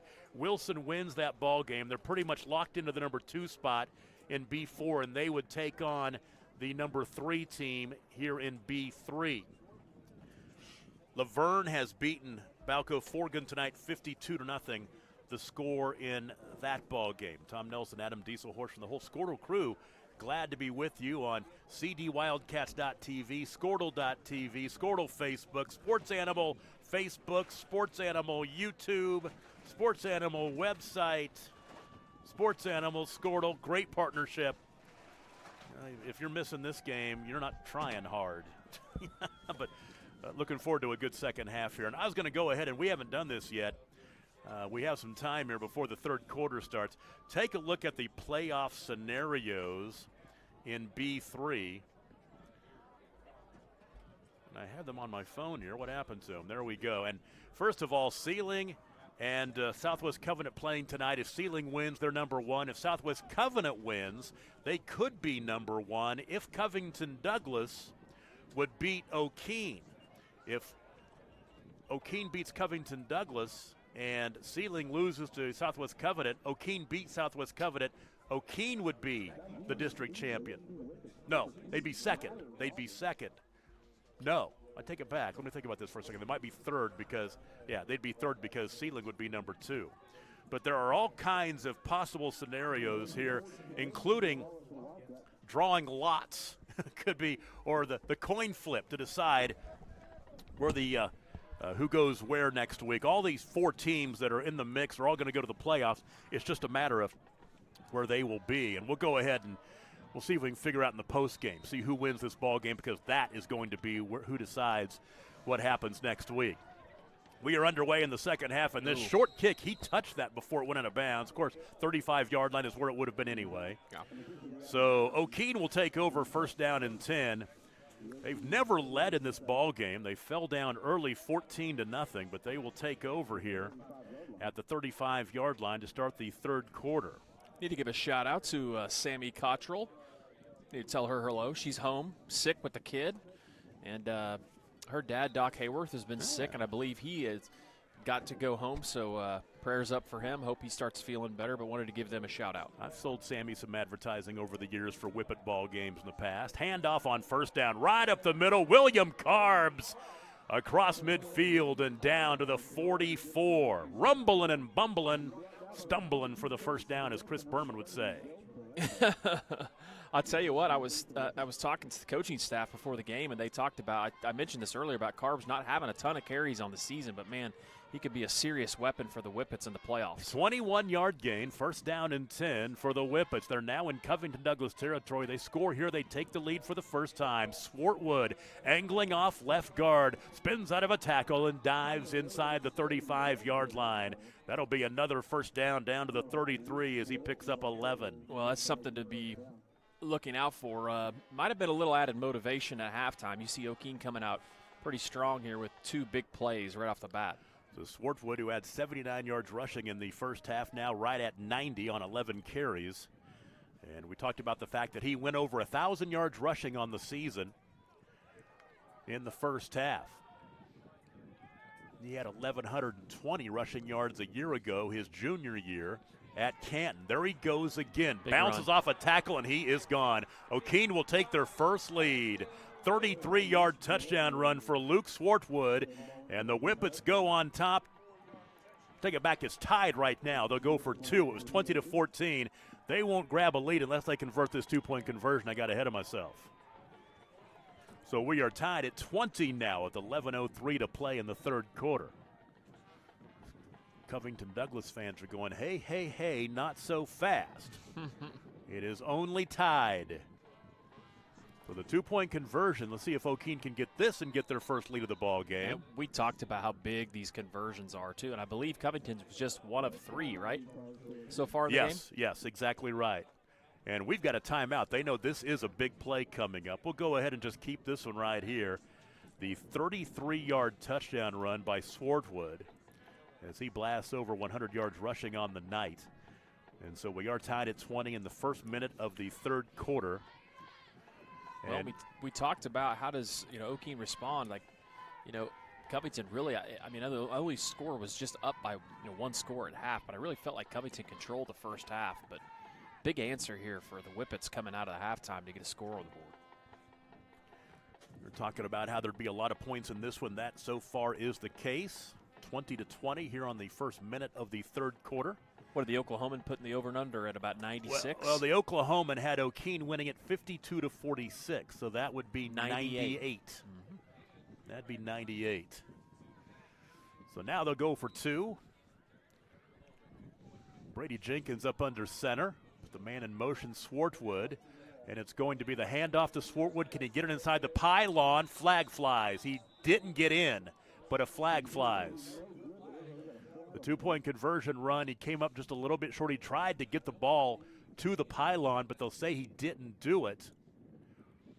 And whatever penalty it was, it's going to be a penalty decline. So the 2-point conversion, no good. So we are tied at 20. Okeene could not take the lead. We'll take a break and be right back. You're watching the Game of the Week on Squirtle.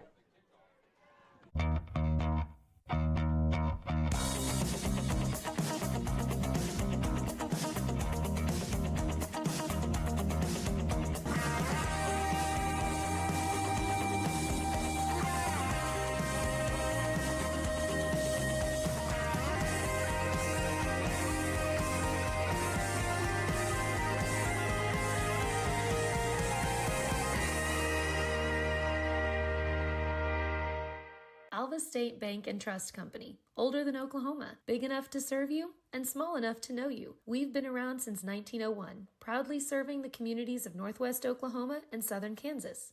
We're making banking easy. Whether you're at home, in the office, or waiting for the next quarter to start, our online or mobile banking options help you to juggle busy schedules and financial needs. So stop by and see us at any of our locations in Alva, Burlington, Freedom, Enid, and Kiowa, Kansas. We plant roots where others have branches. Equal Housing Lender, member FDIC. Okeene scores in the first minute of the third quarter to tie this ball game up at 20. Squib kick taken by an up man, and immediately downing it is Camden Thayer. So now Covington Douglas, who's never trailed in this game, and despite what I tried to say before the break, they're not trailing now. We're tied at 20. You're just wanting to put them down. They'll take over first down and 10 at the 37-yard line. That drive for Okeene, 3 plays, 65 yards, 56 seconds off the clock, and Luke Swartwood scores from 33 yards out. He's now got 12 carries for 123 yards rushing. So from the 37-yard line, change my pin color here. This drive starts with 11:03 to play in the third quarter. First down, Tarango, right side. Stays on his feet. Good run on first down across the 40-yard line. Get him out to the 42 or so as he picks up, Get to the 41 to gain 4. So Tarango, that's his 5th carry of the ball game. He's got 44 yards rushing. Second down and 6. You've got Smith with Tarango to his right. Wide out to the near side and the far side. And now, little draw play. Here comes Smith. Running room. First down across the 50 down to the 45. William Carbs with the tackle, but move the chains for the Wildcats. They'll mark him back at the 46. So a gain of 13 for the quarterback, who's now over 100 yards rushing in the ball game. 17 carries for 109. Smith does such a good job when dropping back. Once he sees any kind of opening, he takes it. Difficult to cover. Yeah, 1st and 10 for Covington Douglas in Okeene territory. 4 receivers spread across the formation. Pass right side, little inside screen, and turning it upfield is some running room for Cade Griffin. Griffin down to the 39-yard line. He'll pick up 7. And for Cade Griffin, that's his 2nd catch of the night, his 23rd of the season, and it will bring up 2nd down and 4. A shout out to Coach Shackelford from Cashin. He's tuning in. He's got a big game down the road against Crescent, the War on 74 for tomorrow night. Crescent got beat last week by Minco. They'll be a little upset. That's a huge rivalry game, though. Tarango gets it down to the 36-yard line, which will be enough for the first down. They'll move the chains, a gain of 4. Yeah, that was our game of the week last week. That was a heck of a game to watch. Minco and Crescent. Tell you what, Minco has got themselves a team. They are very physical, great on defense. And I believe we're going to be covering that 2nd-round playoff game more than likely at Fairview, which will probably be Fairview and Crescent, which should be an interesting game. A lot of Okeene fans are keeping up with Minco, of course, with Coach Wardlaw down there. Pass incomplete, pass interference, I think, as Tarango was thrown to the turf. He was thrown to the turf by Harley Carbs.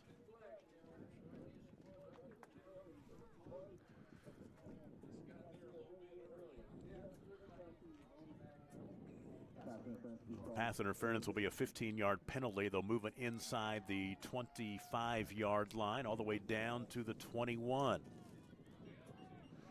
15-yard penalty, first down and 10. Tied at 20. Covington Douglas has led all the way, but Okeene with the equalizer, the 33-yard run by Luke Swartwood just moments ago. Now they are just shy of the red zone at the 21-yard line. Wide out left and right, and 2 backs flanking.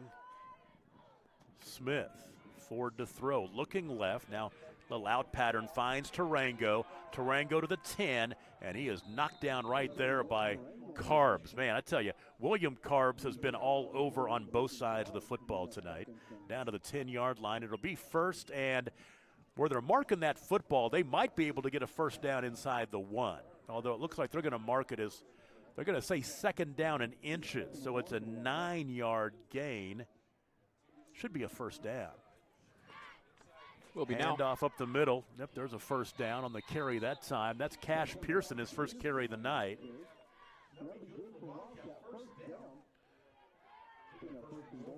So a 2-yard gain for Pearson, and that'll get it down to the 9-yard line.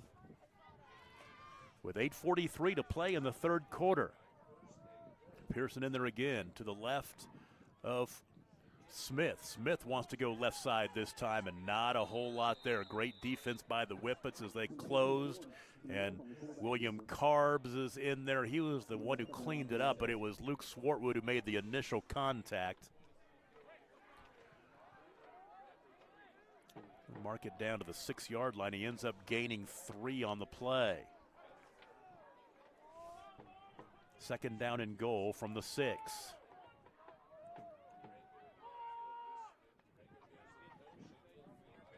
Out to Tarango, and boy, he stayed on his feet after the initial contact, but will go down at about the 1.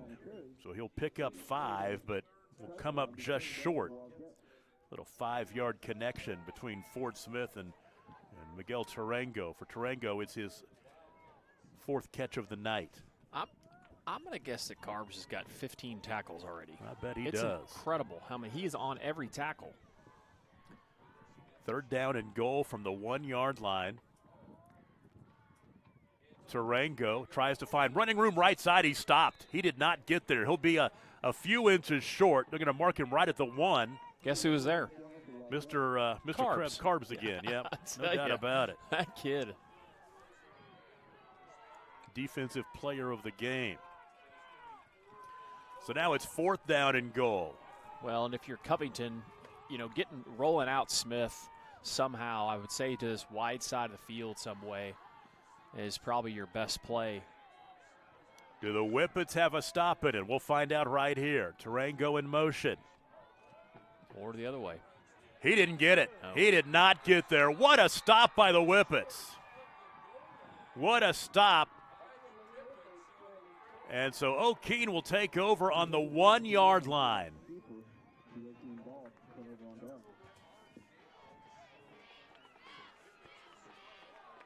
So 99 yards away from their end zone. Okeene takes over, but their defense got a huge stop with their back against the wall. Big time answer there by the Whippets. So the drive will start at the 1-yard line with 6:45 to play in the third quarter. I guess they're going to get a heavy dose of carbs here to get themselves some breathing room. Yeah, William Carbs, just a bruising ball carrier. Jenkins up under center. Ooh, fumble.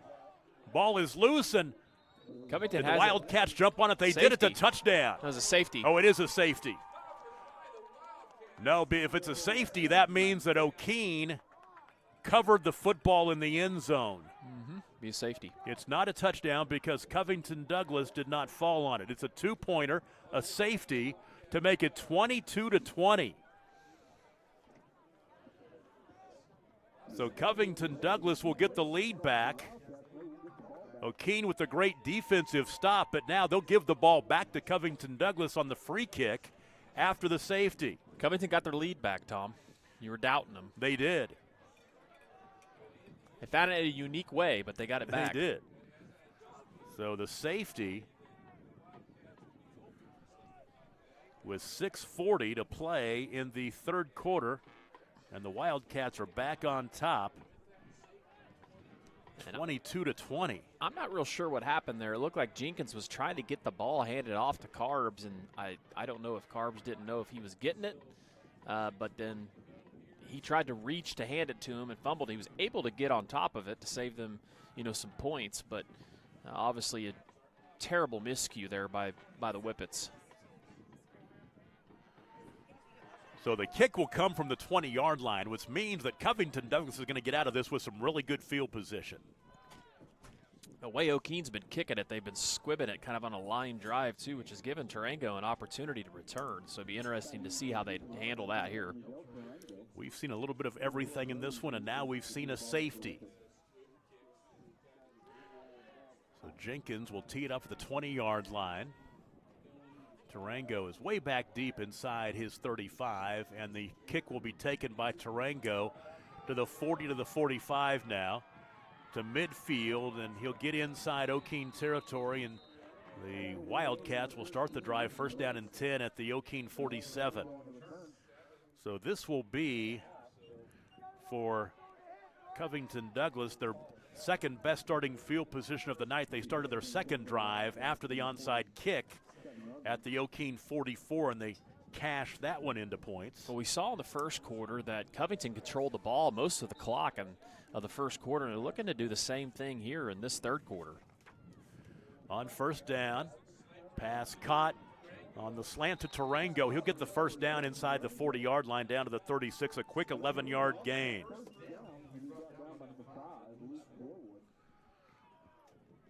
Tarango with his 5th catch of the night. Move the chains. QB draw.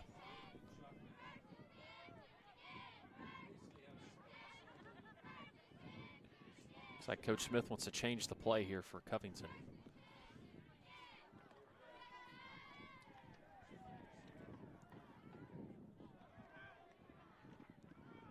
He'll throw. Now he wants to run, and he slides. He slips on the turf after about a 2-yard gain. Looks like they'll mark him at the 34, which will bring up second down and 8. So Fort Smith now is over 100 yards rushing. 114 yards rushing on 20 carries.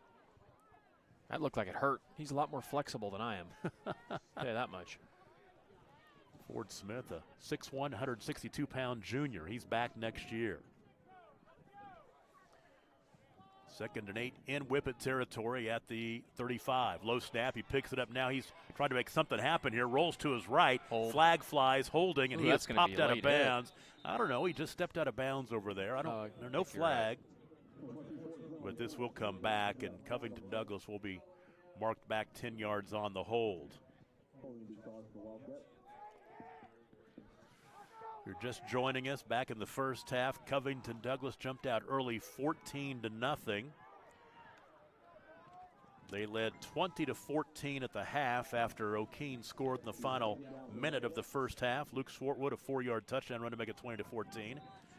Then Okeene came right out, opening drive of the second half, scored 3 plays, covered 65 yards in less than a minute. 2-point conversion run no good after Swartwood's 33-yard run. Screen near side, caught by Thayer. Thayer, 35, 30, and steps out of bounds inside the 30-yard line as Swartwood knocked him out of bounds. He'll knock him out at the 28. He'll end up gaining 6 after all that. I'd say that was really interesting because Okeene actually had that covered well, but the lineman, no one ran with the receiver. Now for Thayer, it's his 31st catch of the season. So 3rd down and 2 now. Manageable for the Wildcats. They've got 2 downs to get it. Tarango, first down. Pulling a whippet inside the 25-yard line down to the 23. Nice 5-yard run by Tarango. Been really impressed with Covington up front. Anytime they've had to run anything inside, too, they seem to get a pretty good push up there. Pretty good push, exactly right. Yeah, Trevor Franke at center. We got Blake Hamlet, Cooper Sherman, Michael Duggar on that offensive line. Smith, and he'll get pushed back at the 20-yard line. They may give him forward progress to the 19. I'm going to say the 20, so he'll pick up 3. Hardly Carbs in the stop. Brothers Carbs, both of them. Yeah. Be second down and 7.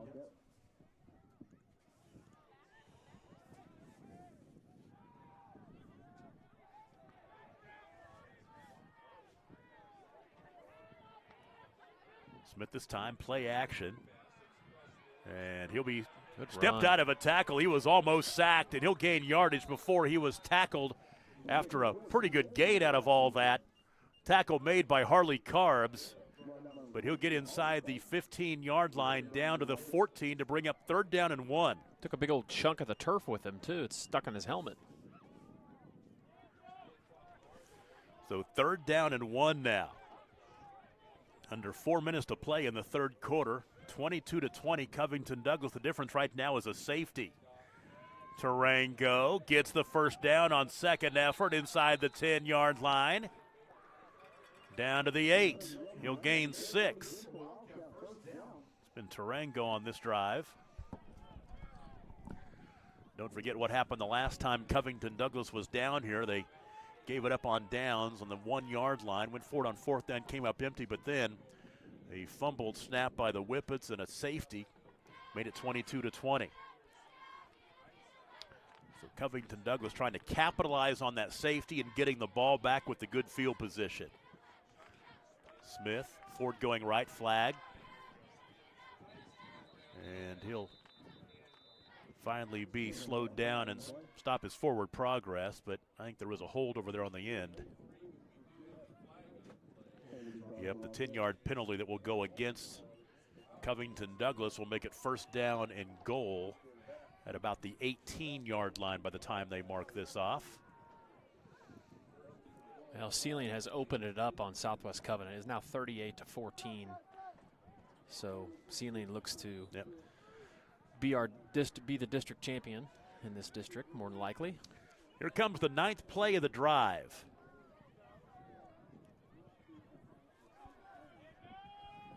Keep in mind, Covington Douglas needs to get points. They need to win by 15 for playoff positioning. That pass incomplete was dropped out here on the near side by Thayer. That'll bring up 3rd down and goal, 3rd and long, from the 18-yard line. Both these teams are going to make the playoffs. It comes down to positioning, and you really don't want to be 4th. You don't want to have to go to Velma Alma next week.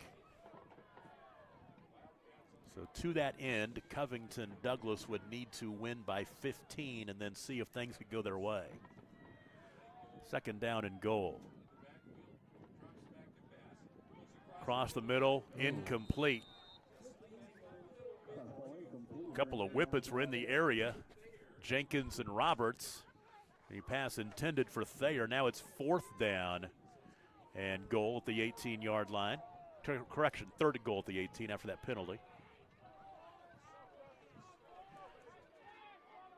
I'll tell you, Covington's had a lot of success, you know, kind of running a couple men deep and then kind of settling a guy at about 10 to 15 yards.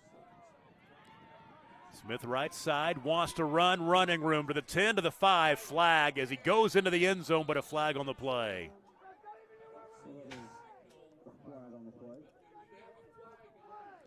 Yeah, Ford Smith dove into the end zone, but personal foul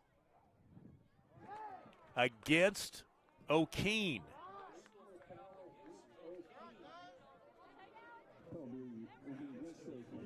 So he did he not get into the end zone? He must not have.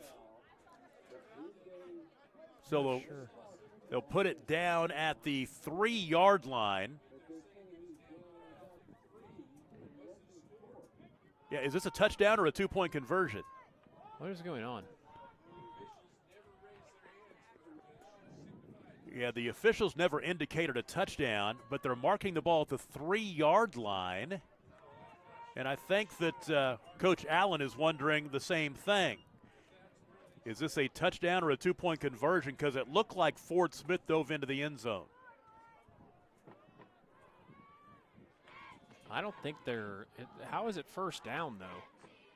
It's 1st down from the 3. Well, 1st and goal from the 3-yard line. Yeah, is this the try or is this the touchdown? No, it's. So rolling to his right is Smith. Back left side, ball caught.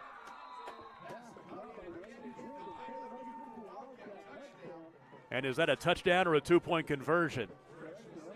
That is the two-point conversion. Boy, it would have been nice to have an indication from the officials. So what we had was an 18-yard touchdown run by Ford Smith, and then the two-point conversion on the pass.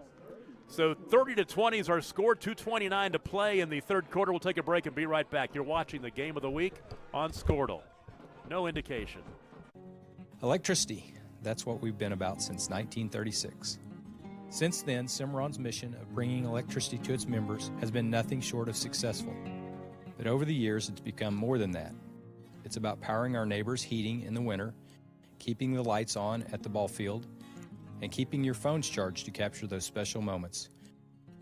We are proud to be part of your community. Thank you for being part of Cimarron for all of these years. Is your school or booster club looking for ways to fundraise? Let Downtown Threads create a custom website to showcase all your school apparel.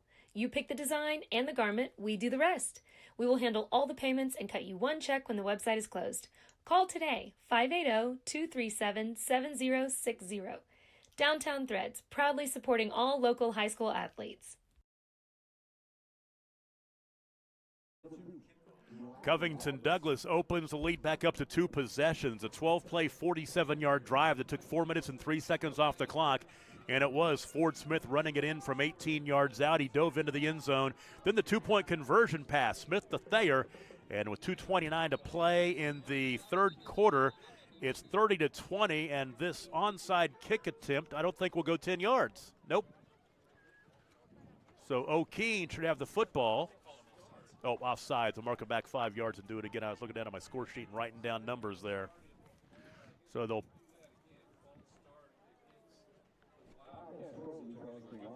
So it should go. Yeah, the penalty on the kickoff. That's right.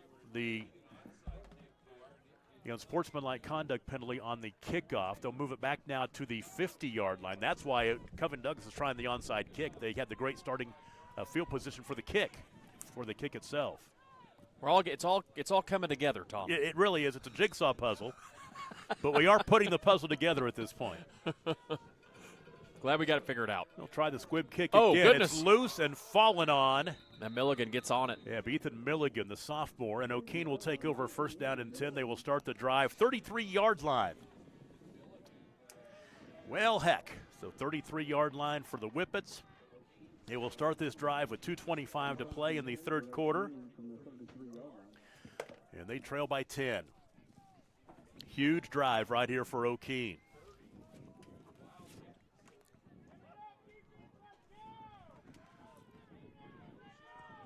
On first down. Big run. There goes Swartwood. And Swartwood across the 40-yard line of the 41. Out there on an island was Ford Smith, who brought him down. So a gain of 7. Don't go anywhere. 10 points in this game is nothing. Still plenty of time late in the third quarter, 2 minutes to play.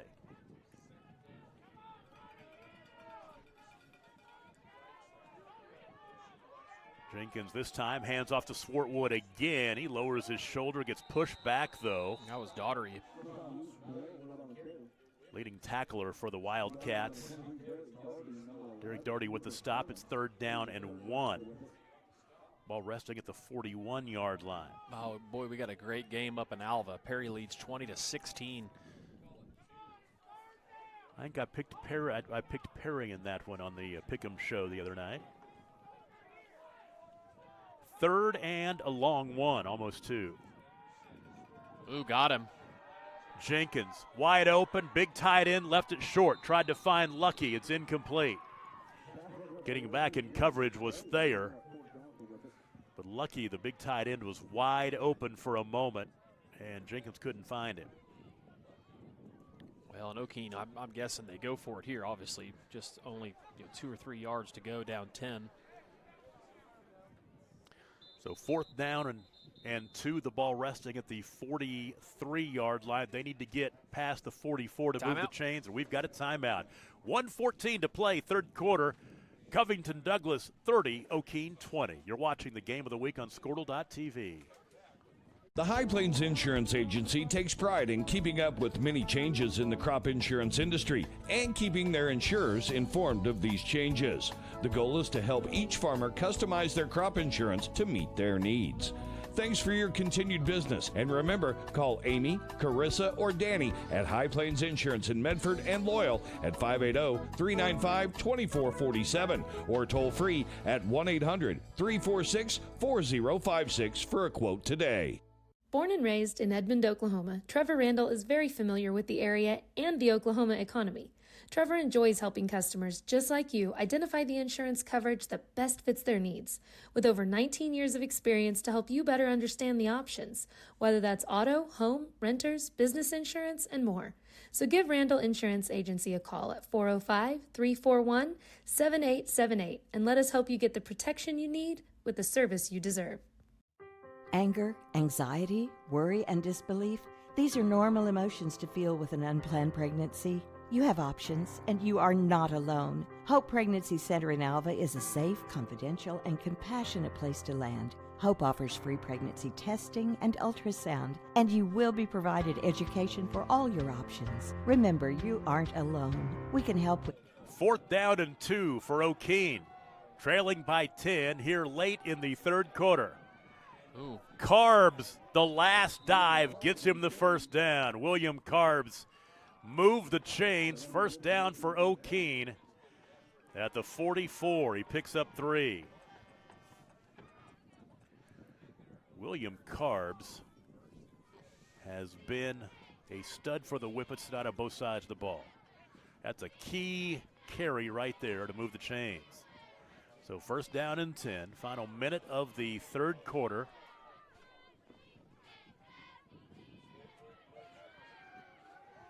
Ooh, nice. Swartwood leveled behind the line of scrimmage by Tarango. Did not surprise Tarango a bit. And a loss on the play back to the 40. He'll lose Ford.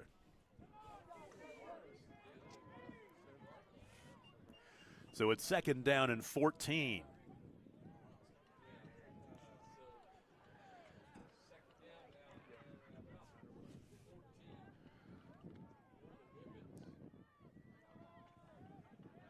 Watch for them out of this gun play where they're bringing Swartwood in motion. Watch Jenkins, the quarterback draw. Yeah, Jenkins up under center. Has a man down here. It's his favorite target, but it's intercepted by Thayer, and a flag flies. This might be pass interference. I thought Thayer had good position. The pass intended for Briar Roberts, his favorite target. Could it be going the other way? The pass interference. Yep. Now that should be enough for the first down.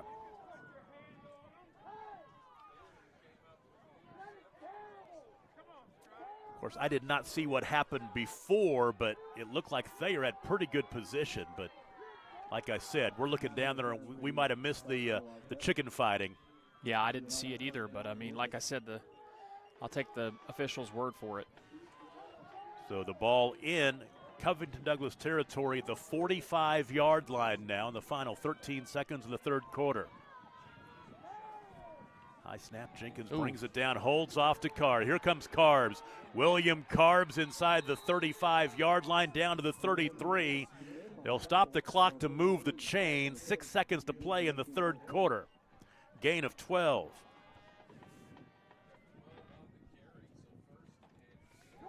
Will they get a playoff here before the end of the third quarter? They will not. We go to the fourth quarter. Okeene has the ball down 30-20, and they will have it at the Covington Douglas 33-yard line when we come back. You're watching the game of the week on Squirtle.tv. Anger, anxiety, worry, and disbelief, these are normal emotions to feel with an unplanned pregnancy. You have options, and you are not alone. Hope Pregnancy Center in Alva is a safe, confidential, and compassionate place to land. Hope offers free pregnancy testing and ultrasound, and you will be provided education for all your options. Remember, you aren't alone. We can help with hope. Visit thinkimpregnant.org. That's thinkimpregnant.org.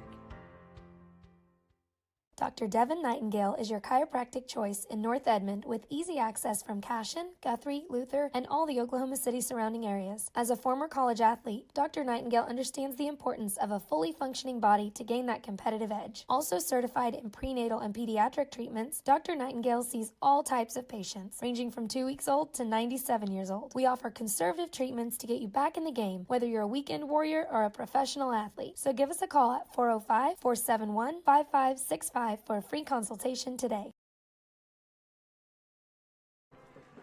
We go to the fourth quarter at Fabian Field in Covington. 8-man football action on the Squirtle Game of the Week. Tom Nelson and Adam Dieselhorst bringing it to you.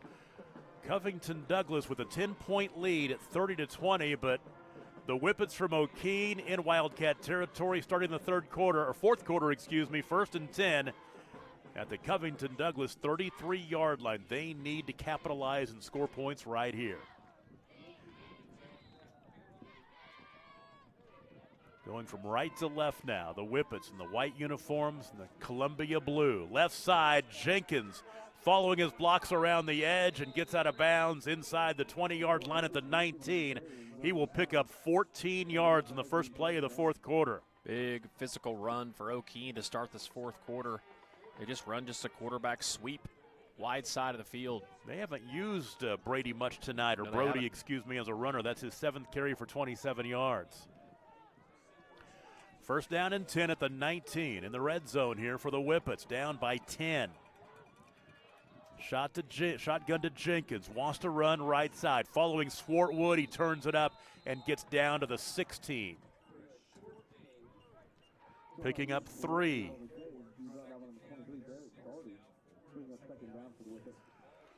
Derek Doherty on the stop for Covington Douglas. Second down and 6, almost 7.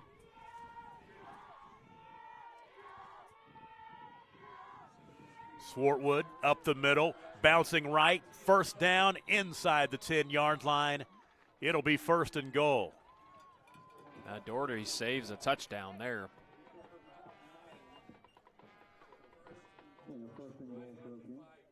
Mark him at the 5. It's a gain of 11 for Swartwood. 1st and goal.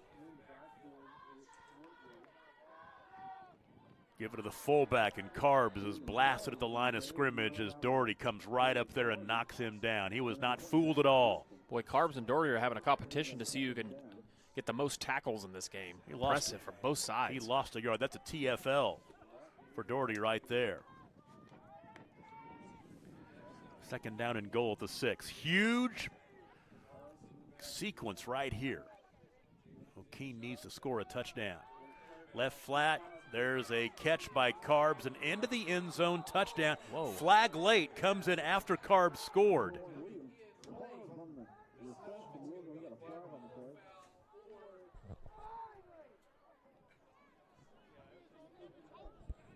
It is a hold against the Whippets. Take the touchdown off the board. Tanner Allen is hot. Yeah, he is. That flag was thrown from a long ways away. I've never seen a flag thrown that far. It's really impressive. Yeah, from the far sideline as Carbs was going in on the near sideline near the near pylon. So put it back to the 12-yard line. So the hold came as he was about the 2-yard line.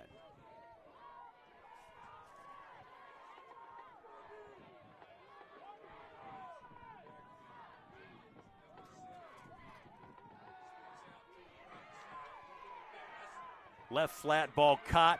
Swartwood, can he get to the end zone? Down to the 1. Down to the 1-yard line. What a great job by Jenkins. Man, heck of a play there. Just to stay alive, the 11-yard hookup. Jenkins to Swartwood. That is Swartwood's first catch of the night. So now 3rd down and goal at the 1. Give it to Carbs. He's lined up to the left of Jenkins. They'll give it to him. He is blown up. Oh. He laterals it back to Jenkins, who will go into the end zone What for a the play. touchdown. What a heads-up play by Carbs as he was stoned at the line of scrimmage. They'd not blown the whistle yet. He lateraled it back to Jenkins, who took it around the left side in for a touchdown. That's like backyard football right there. Oh, my gosh. Great play. So Bo Jenkins scores from 1 yard out. That makes it 30-26 with the two-point conversion upcoming. What a heads-up play for William Carbs, and Bo Jenkins was there to get it across the goal line into the end zone.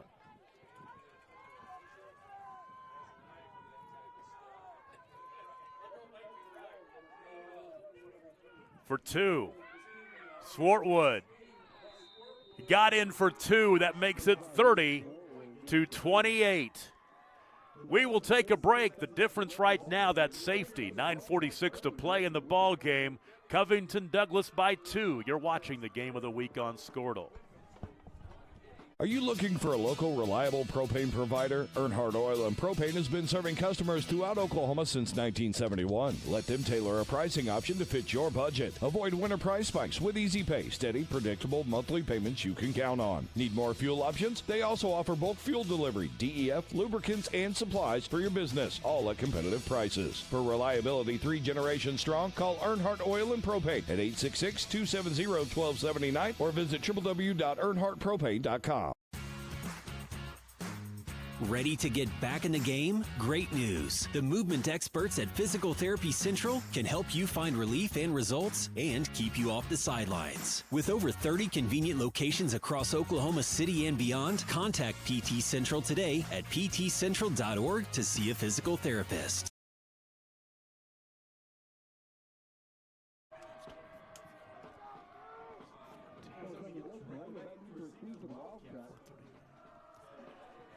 $14 plays, 67 yards in 4 minutes and 39 seconds. And it's Brody Jenkins scoring from 1 yard out. Swartwood with the two-point conversion run. 9:46 to play in the game. It's 30-28. Covington Douglas, they're about to get the ball back.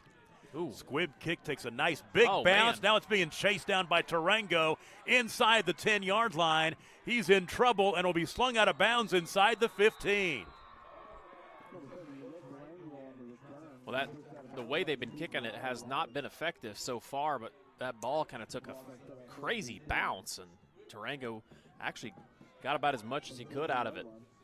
So the line of scrimmage is the 14-yard line. That is where Covington Douglas will start with 9 minutes and 42 seconds to play in the ball game. And if you're Covington, just keep doing what you've done. You've had some long drives. You've been able to run the ball really well.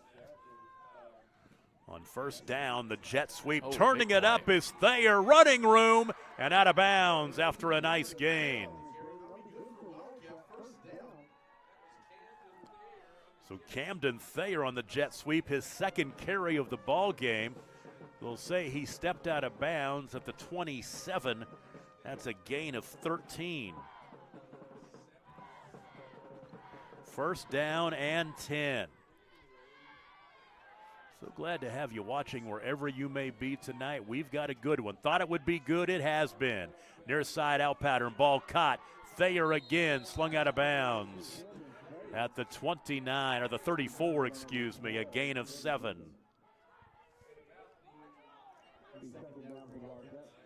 For Thayer, his second catch of the night.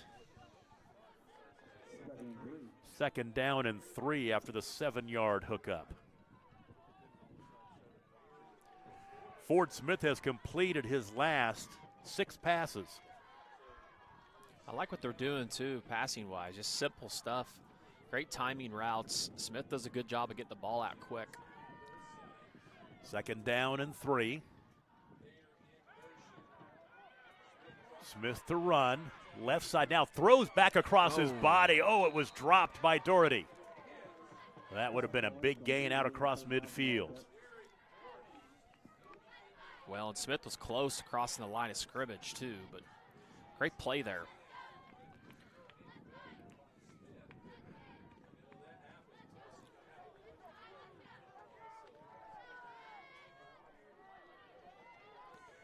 .97 yards passing tonight for Ford Smith. 3rd down and 3. Thayer, jet sweep, turns it up, hesitates, gets the first down. So Camden Thayer on this drive getting the carries. Yeah, it's interesting. Coach Smith has used a lot of different options. You know, we've seen Tarango, we've seen Thayer, we've seen Smith. That's one thing he has. He has a lot of good, talented options in the skill position, guys. And he's showing it here tonight. Well, we complimented how well they've been blocking up front, too, all night. Pass incomplete, trying to find Justice Hooten.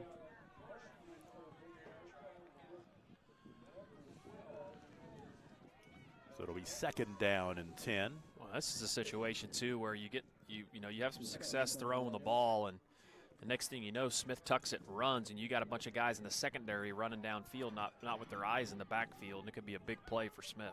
Ford Smith, 10 of 17 passing for 97 yards. 2nd down and 10 from the 38-yard line. Looks like Okeene's going to bring some pressure. Right up the middle, Smith steps out of a tackle. Ooh. Boom! He is leveled. Oh, and wow. Are they going to call targeting? I don't know, but Coach Wardlaw is very upset. That looked like a beautiful tackle. Personal foul, targeting.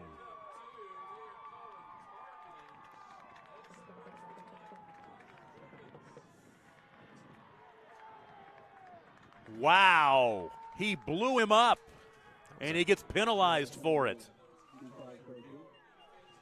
So the 15-yard penalty puts the ball in Okeene territory at the 43-yard line. Man. Huge 15-yard penalty right there. Of course, they've got a better view of it down there than we do, so you've got to give the officials the benefit of the doubt. They do a tremendous job. I don't know, Coach Wardlaw over there, that's about as animated as I've seen him in a long time. He was not happy about that. 1st down and 10. Ball caught. Thayer to the 40-yard line, stepping out at the 38. So a 5-yard pickup right there. They'll say 39. They're going to give him only a gain of 4 on that play. 2nd down and 6. The clock stopped after he stepped out of bounds, so 9 minutes to play.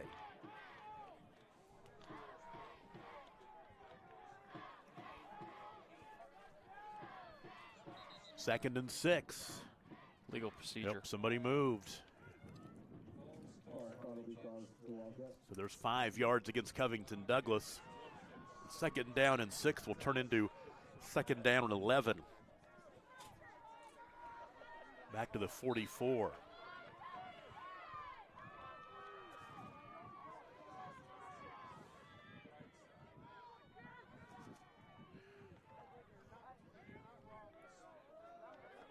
Here comes the 8th play of the drive. Smith buying time. Jenkins will tackle him on the near sideline. He'll pick up about 4 yards. Let's see where they're going to mark this one at. Mark it inside the 45-yard line at the 42, so a gain of 2.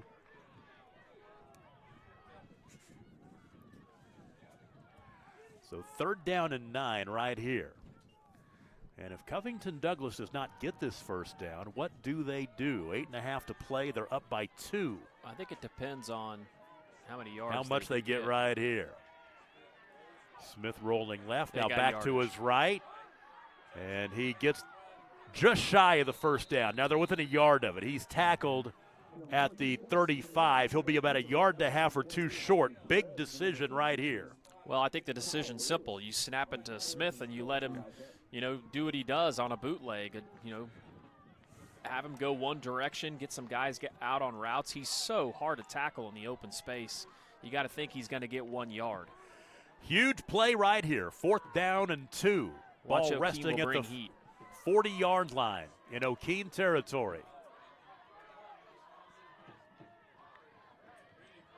He's going to hold hand off right side. I think they got it.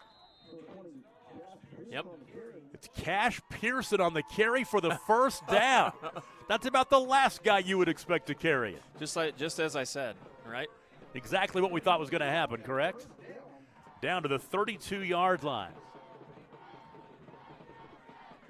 Big play for Covington.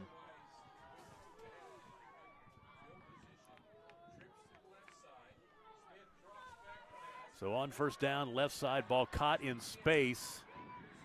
Pearson will pick up a couple, 3. Boy, they're working Cash Pearson. You know, the other thing, too, you got to start thinking about if you're Covington is the clock. I mean, the clock becomes your friend the closer you get down to the red zone. Tick this thing under 3 or 4 minutes makes it really difficult. Obviously, you want to get in the end zone first. Obviously, that's the goal. But ball down to the 30-yard line, 2nd down and 8, under 7 to play. Covington Douglas 30, Okeene 28. It's for playoff positioning in Class B, District 3. Here comes the pressure, right side. Ford throws it down to Tarango. It's caught inside the 10-yard line. Huge hook up to Miguel Tarango. They're going to mark him at the 9. It's a gain of 21. Well, we talked about front yard football earlier on. We saw the flip backwards on the touchdown with Jenkins and Carbs, and that time you could tell those two guys play together as Tarango leaked out of the backfield up the sideline for a big gain. Tarango's 6th catch of the night, his biggest of the night. First down and goal at the 9-yard line. Right side, tried to find some running room. Smith, not a whole lot there. They'll give him 1 to the 8. But that clock continues to tick. If Covington Douglas can score here, the 2-point conversion becomes huge. It's the difference between making it a 1-score game and a two-possession game. We always talk about that in these 8-man games, these good 8-man games. Those 2-point conversions come back to haunt you. Spread the field. Camden Thayer turns it up, and he was popped after a couple of yards. I'm going to guess that was a Carbs. 22. Harley Carbs that time. I'm going to have to trust you, Tom. I'm just watching the screen over here. I can't see through this wall. 1-yard gain right there.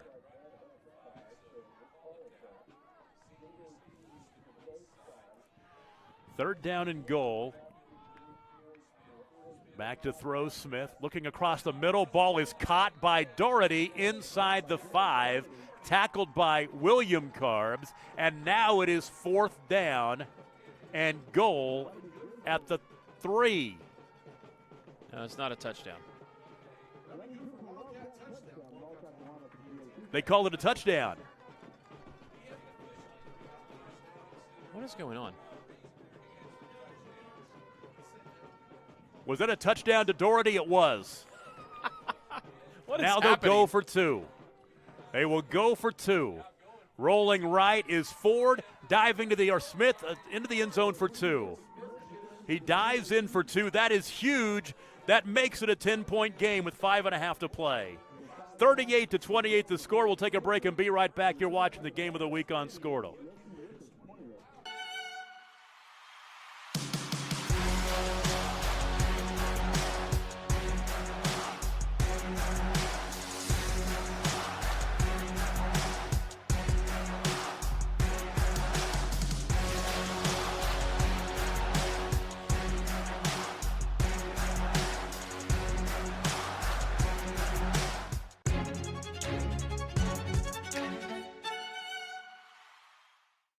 This is Game Time.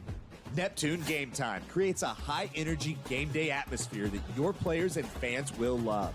Every song in our database is 100% lyric safe, which means you can stop screening music for good.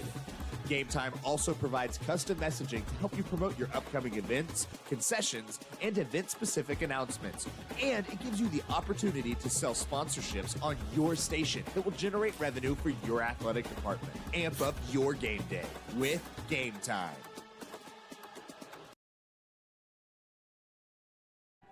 Huge drive for Covington Douglas. 16 plays, covered 86 yards, and took 4 minutes and 9 seconds off the clock. And it was a 7-yard touchdown pass from Fort Smith to Derek Doherty. For Derek, it's his first touchdown catch of the season. 2-point conversion run by Smith, and it's a 10-point game. It's a 2-possession game at 38-28.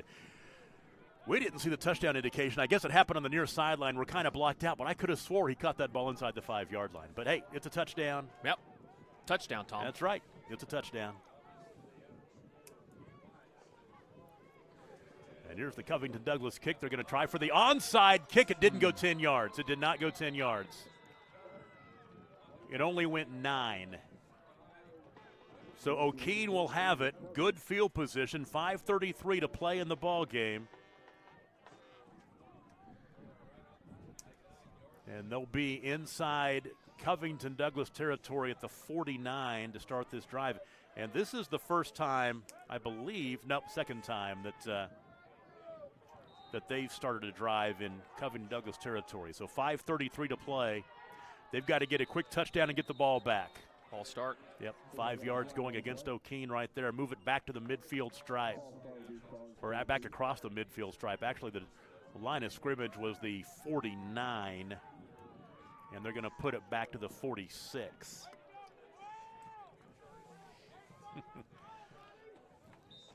Fun game. 38-28. First down and 15. Swartwood right side, turns it up. He gets a lot of the yardage back after the penalty and then some. Picks up about 9 to the, they're going to mark him at the 44, so it's a gain of 10. Thayer's got a cramp.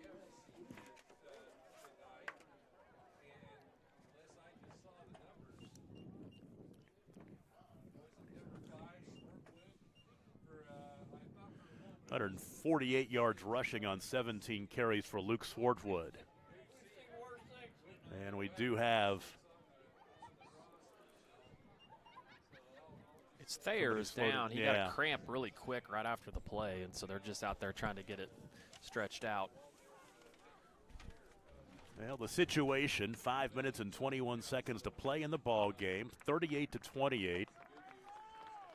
Covington Douglas has never trailed in this ball game. They jumped out early 14-0. Okeene rallied to tie it up at 20 in the third quarter. Big safety in this ball game. Okeene stopped Covington Douglas at the 1-yard line, but then a fumble on, I think it was the second play after the safety, and Okeene fell on it in the end zone. And that 2-point difference right now is huge because that makes it a 2-possession lead at 38-28. Second down and 5 from the 45. Play action. Jenkins across the middle into double coverage. Pass incomplete, trying to find Harley Carbs. Well, and that's a risky throw, too, because you had Smith rolling over underneath, and he almost got up for it and picked it off. So third down now, about 5.5 or so. The ball resting just inside the 45-yard line. Week 10, high school football. Wouldn't have it any other way. Great ball game.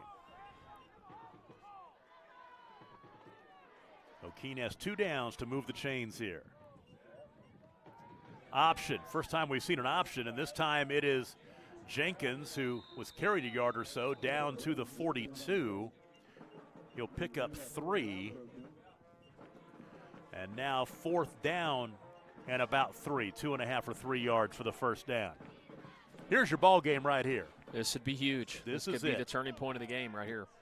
Clock rolling under 5 minutes to play. Fourth down and 3. Okeene down by 10. They've got to keep this possession alive right here. Jenkins, option, calls his own number. First down. Inside the 40-yard line, down to the 37. He'll pick up a big 5-yard gain. That play's been big for them all night. I really like how they execute it and run it. You know, keeps the ball in two different possible people's hands with Jenkins and Swartwood. So, 6th play of the drive coming up. They need to get down here and score, but the clock not necessarily a factor as much as you would think because they've got to score and get an onside kick to get the ball back. First down and 10. Jenkins this time, left-handed throw out to Swartwood, a little behind him, incomplete at the 25, which will stop the clock. That's Jenkins' third passing attempt of the night.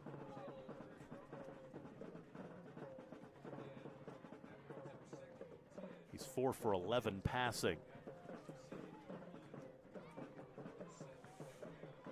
Second down and 10. Got a lot of good football this weekend. This is a great start. Thursday night high school football, week 10. Playoffs looming next week. Across the middle, ball caught. Running room for Carbs. That is William Carbs inside the 20-yard line down to the 18. Huge gain right there of 19 yards. Great play.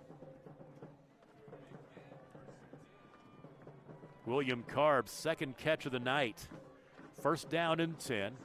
Line of scrimmage, the 18. Under 4 to play. Handoff this time. Here's William Carbs again. He turned it up. And a flag flies after the tackle. Very late. I think it might be a late hit. At the 10-yard line. If it's a late hit, that's going to move it half the distance down to the 5. There's a discussion. Personal foul. And that's a targeting call. So that'll move it down to the 5-yard line.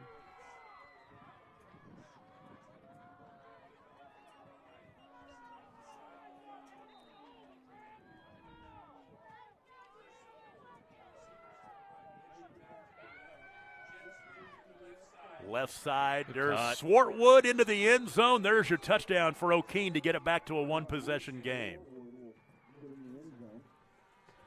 So Swartwood will score from 5 yards out. Big-time answer by the Whippets. That is Luke Swartwood's 4th rushing touchdown of the night.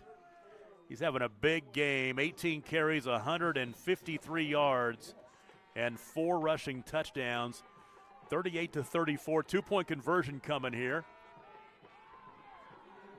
When you go back to that 4th and 3 or 4th and 4 conversion on the option play by Jenkins is huge for the Whippets.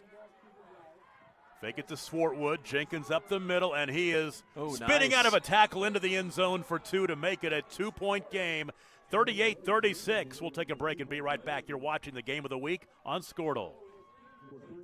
Dr. Matt Dieselhorst at Dieselhorst Sports and Orthopedics can help you get game day ready. Dr. Dieselhorst works with athletes of all ages, taking a coordinated approach to accelerate return to play and maximize athletic performance. His work with pros in sports training, injury prevention, bracing, functional rehabilitation, and imaging works seamlessly with his medical and surgical expertise. Get started by going to Dieselhorst Sports and Orthopedics. Let Dr. Matt Dieselhorst get you back on the field, backing all Oklahoma athletes on the field and off. At Maples Nixon Dieselhorst, we've helped a lot of people, and our goal was to treat each and every person like a friend. And as a friend, we've got your back always. We understand what you're going through. Being lawyers is what we do, but it's not all that we are. We care. We'll stand beside you throughout the entire legal process, not just as lawyers, but as your friends. We are Maples Nixon Dieselhorst, and we are here to help.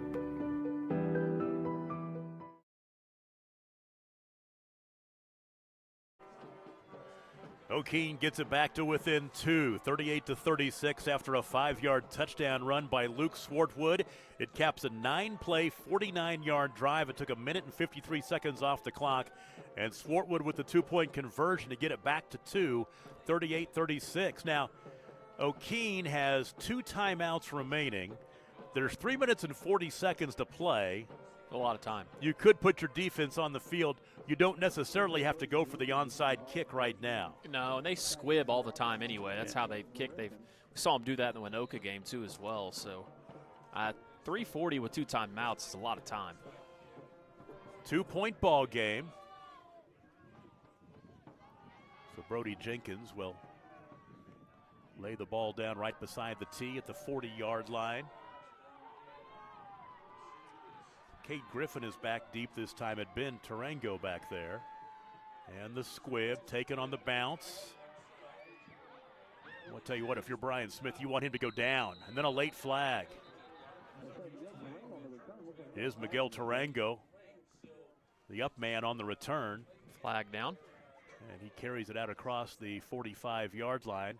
Block on the back. Block in the back goes against Covington Douglas. So they will take over. 3:34 to play. Okeene with 2 timeouts remaining. And this drive will start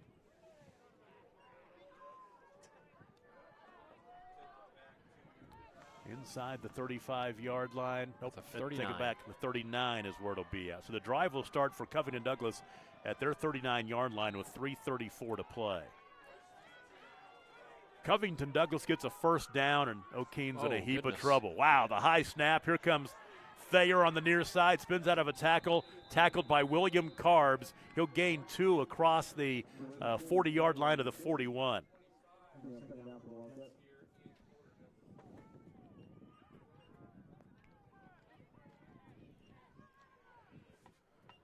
Clock will roll. They won't burn the timeout right now. Slow to get off the field is Cade Griffin. Play clock down to 15 seconds. Game clock at 3 minutes right now. 2nd down and 8 for the Wildcats at their own 41-yard line. They're milking as much time off this clock as they can. Great use of the clock here by Covington. Inside 5 seconds. Now snap it to Ford. Ford Smith goes left side, and he'll be taken down about a 2-yard shy of the first down. Across the 45 to the 47, he picks up 6. Yeah, they move the chains, and it gets real tough for Okeene. They do have their 2 timeouts remaining, but we're going to be down around 2 minutes to play. And I mean, this snap here is going to take another 2 minutes for sure. 3rd down and 2. Covington Douglas moves the chains here. It might be almost over. Good decision here by Coach Smith to make sure they run this clock as far down as they can. 5 seconds. Hand it off. Tarango up the middle. It's going to be up to the spot. It'll be 4th and very, very short if they don't make it. It looks like he's going to get it. Yeah, he got it on the spot. He got it on the spot. 1st down. 2-yard gain to the 49. So now the clock continues to roll. 1:50 to play.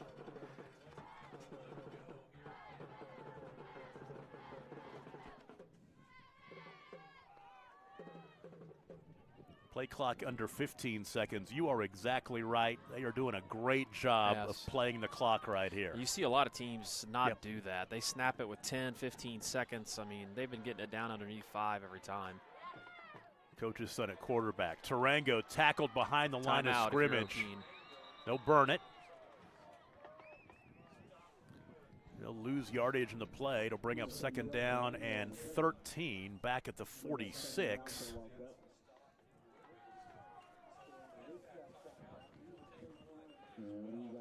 So a timeout. Let's pay a bill and take a break. 1:20 to play, 38-36, Covington Douglas, and you're watching the game of the week on Squirtle.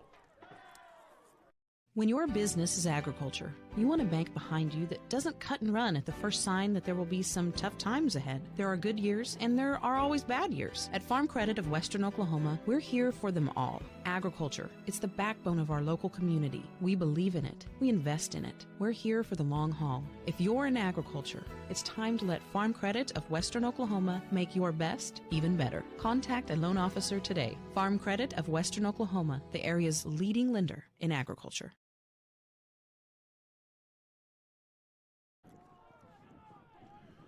The Whippets burn their 2nd timeout. They've got 1 remaining. It'll be 2nd down and 12. The ball resting at the 47-yard line. Another 1st down ends it. And Covington Douglas would have their 8th win of the season, but they've got to move the chains one more time to make it official. Well, the other scenario to consider, too, is that Okeene only has 1 additional timeout, so you're going to get this thing way down under about 40 seconds probably-ish. You definitely do not want to throw it and stop the clock. That'd be one thing you don't want to do. Smith is checking off.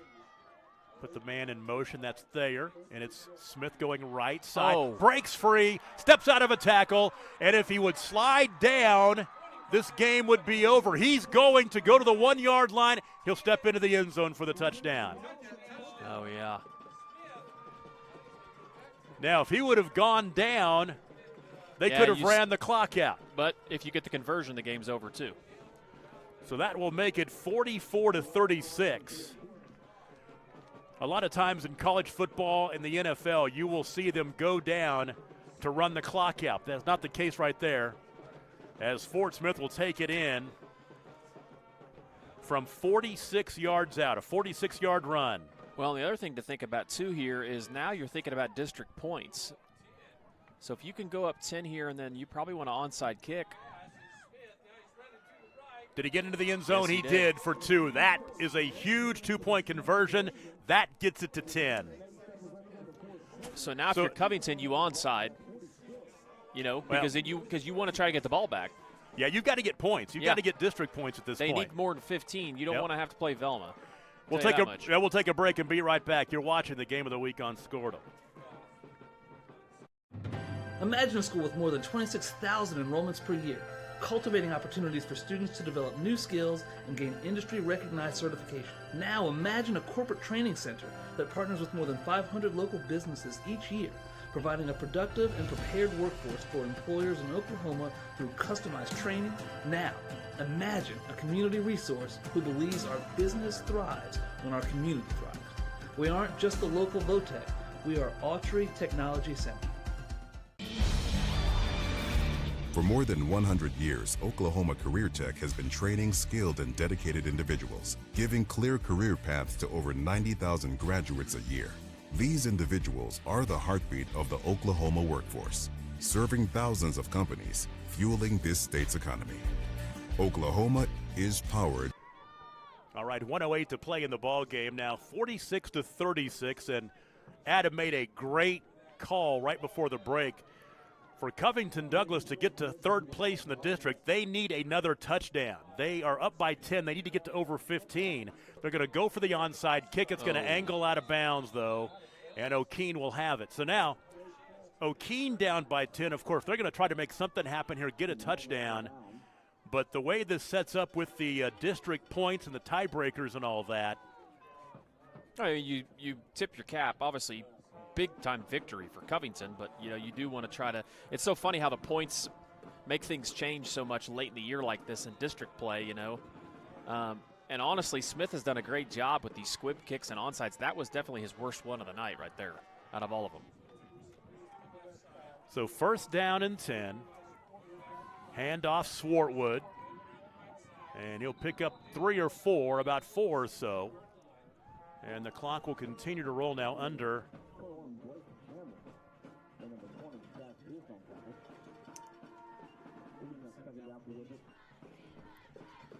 so it's second down and 7, the 3-yard game, but boy, the clock is rolling.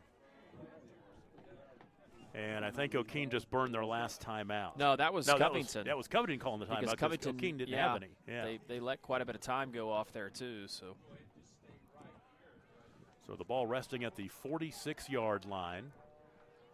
47 seconds to play. It's 46-36. I want to sit here and try to see if I can figure this out. Covington Douglas, third with a win and a Southwest Covenant win. That didn't happen. Third with a win of 15 points or more and a Southwest Covenant loss of 14 points or fewer. So what is the score in that Southwest Covenant ceiling game? They're getting hammered. Okay, they're getting hammered now. So that's going to be more than 14 points for a losing Southwest Covenant.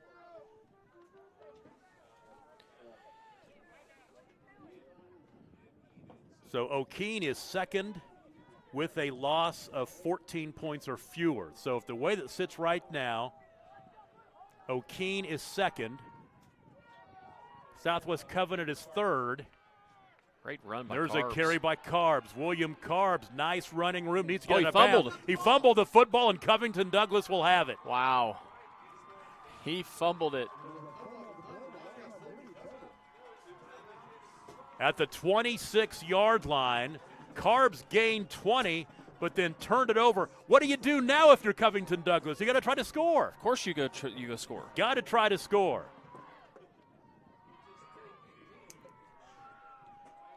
say you have got to try to score if you're Covington Douglas. You do not want to go to Velma-Alma next week. Well, they're definitely going to try to score. I mean, he called a timeout a second ago. Coach Smith did. I mean, that's going to be the thought process here. Because right now, Covington Douglas is up 10. If they can score, they would move into third place. Might even move into second place. We'll check that out. They're going to pass it near side. Ball is Face caught. mask. The catch is made by Justice Hooten. Why is the clock? The clock should be Clock running. should be rolling. I think the 7-yard gain. Smith will pass to Justice Hooten. So it's 2nd down and 3. Dump it out left side in the flat. The ball is caught by Tarango. They want to keep him in bounds, and they do. And Covington Douglas will burn their timeout with 16 seconds to play.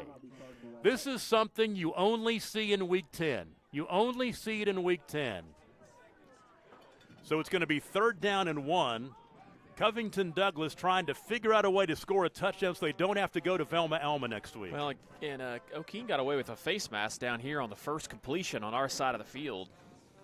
This is really interesting. 16 seconds. And what's crazy is your best play all night has been Smith scrambling. So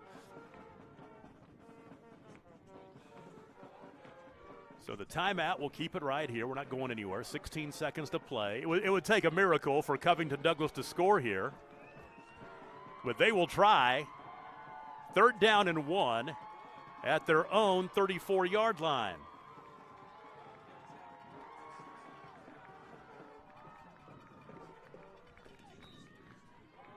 So 3rd down and 1.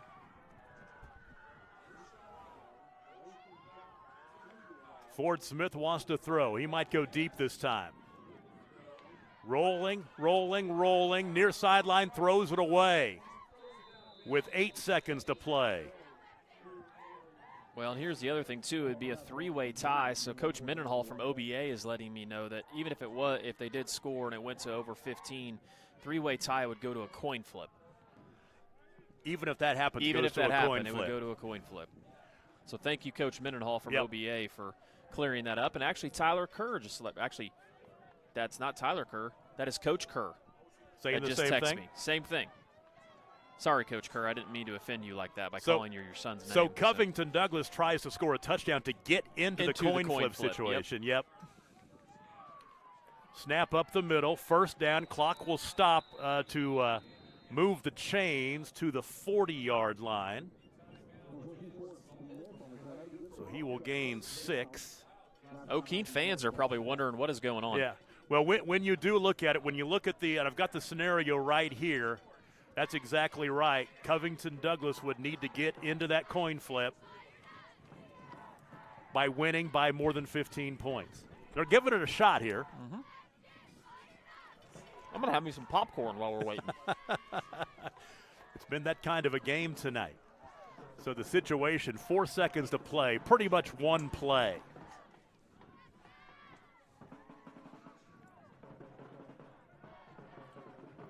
Covington Douglas is going to win this ball game. They're up 10. I don't think Okeene has a 10-point play in the playbook with 4 seconds to play. But as it is right now, they'd be in that 4 spot. If they don't win this ball or don't get this touchdown, they would be in the 4 spot and go to Velma-Alma next week.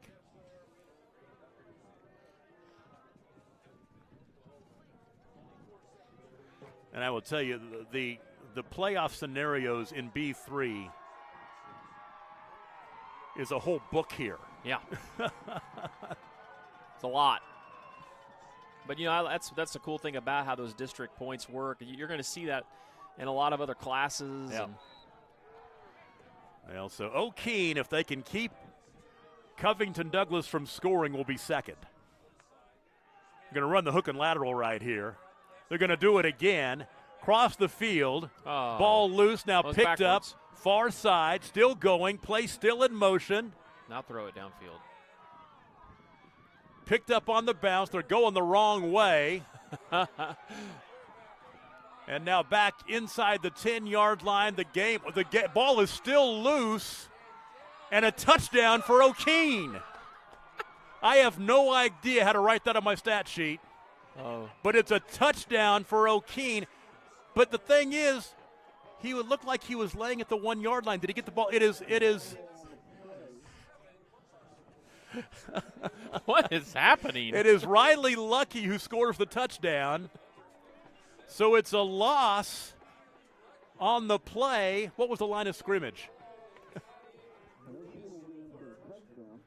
Line of scrimmage is like it's like a 49-yard loss. And that'll make it 46-42 with a 2-point conversion. Riley Lucky, fumble recovery after a loss of 49. No, that was Carbs. It was Carbs that ran it in. I thought it was Lucky who was laying on the ground, was it? I'm pretty sure it was Carbs that ran it in.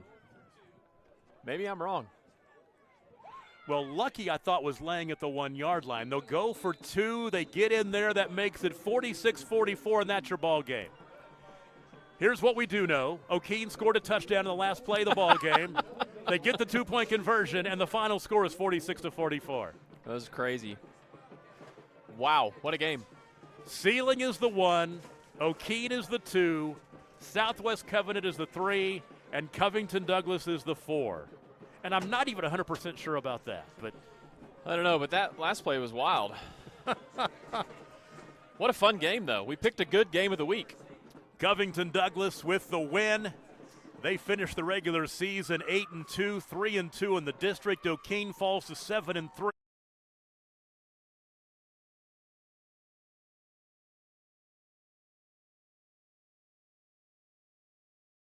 I still don't know how I'm going to write down that last play in the scorebook, but we'll take a break. Be right back. You're watching it on Squirtle.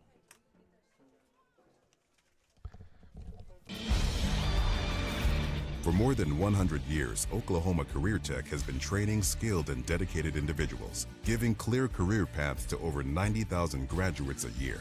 These individuals are the heartbeat of the Oklahoma workforce, serving thousands of companies, fueling this state's economy.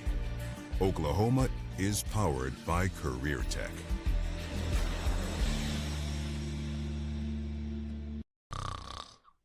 Is your spouse's snoring becoming an issue? Have you been told that you need a sleep study but refuse to go into a sleep lab? Then NextGen Sleep is here to help with our innovative solution for the evaluation, testing, and treatment of sleep apnea. NextGen is proud to offer this FDA-approved, convenient, and affordable solution that can be done all from the comfort of your own home. Call today to get started. 405-308-3324 or email us at information@nextgensleep.com. So, not real big on paying bank fees? Well, that's okay. It means you're smart with your money and you know how to get a good deal. You're a credit union kind of person, and Communication Federal is your kind of credit union. In fact, Pay Me Checking puts real money right into your account every time you use your Visa debit card, online or in stores. Pay Me Checking, the free account that pays you only from Communication Federal Credit Union.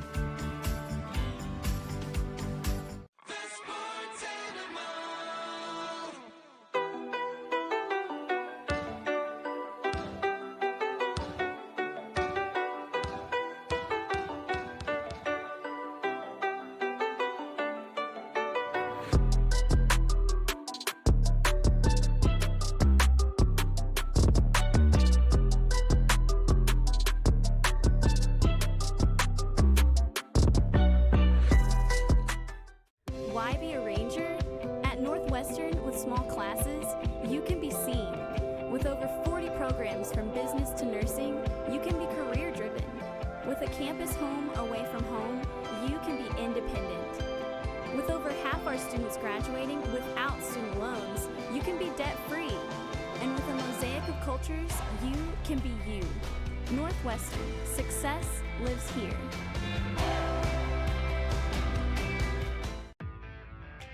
Day in and day out, you're committed. Every practice, every training, every game, every meet, you put in the work. Your fans may not see it, but you do. You have a story to tell, a personal brand, a career to launch, and an audience to connect with. Take control of your story with Athleon.co. You're doing the work. You deserve to benefit from it. Wiggins Auctioneers is a full-service auction company well-versed in selling farm and range land, minerals, commercial and residential properties, as well as equipment, estate, and trust liquidations. In order to better serve our clients, Wiggins Realty offers conventional for-sale listings as well as buyer representation. Whether buying or selling, auction or conventional, we want to be your trusted company. Wiggins Auctioneers, 3 generations strong and setting the standard since 1963.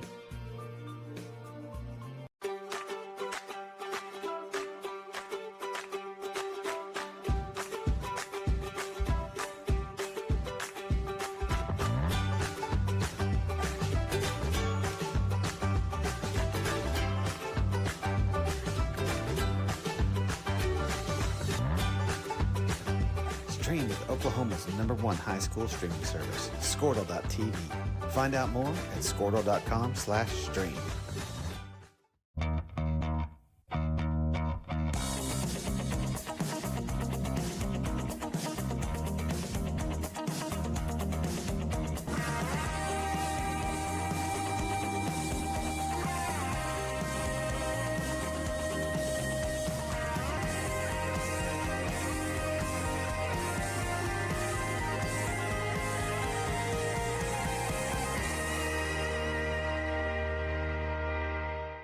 Alva State Bank and Trust Company. Older than Oklahoma, big enough to serve you, and small enough to know you. We've been around since 1901, proudly serving the communities of Northwest Oklahoma and Southern Kansas. We're making banking easy. Whether you're at home, in the office, or waiting for the next quarter to start, our online or mobile banking options help you to juggle busy schedules and financial needs. So stop by and see us at any of our locations in Alva, Burlington, Freedom, Enid, and Kiowa, Kansas. We plant roots where others have branches. Equal Housing Lender, member FDIC.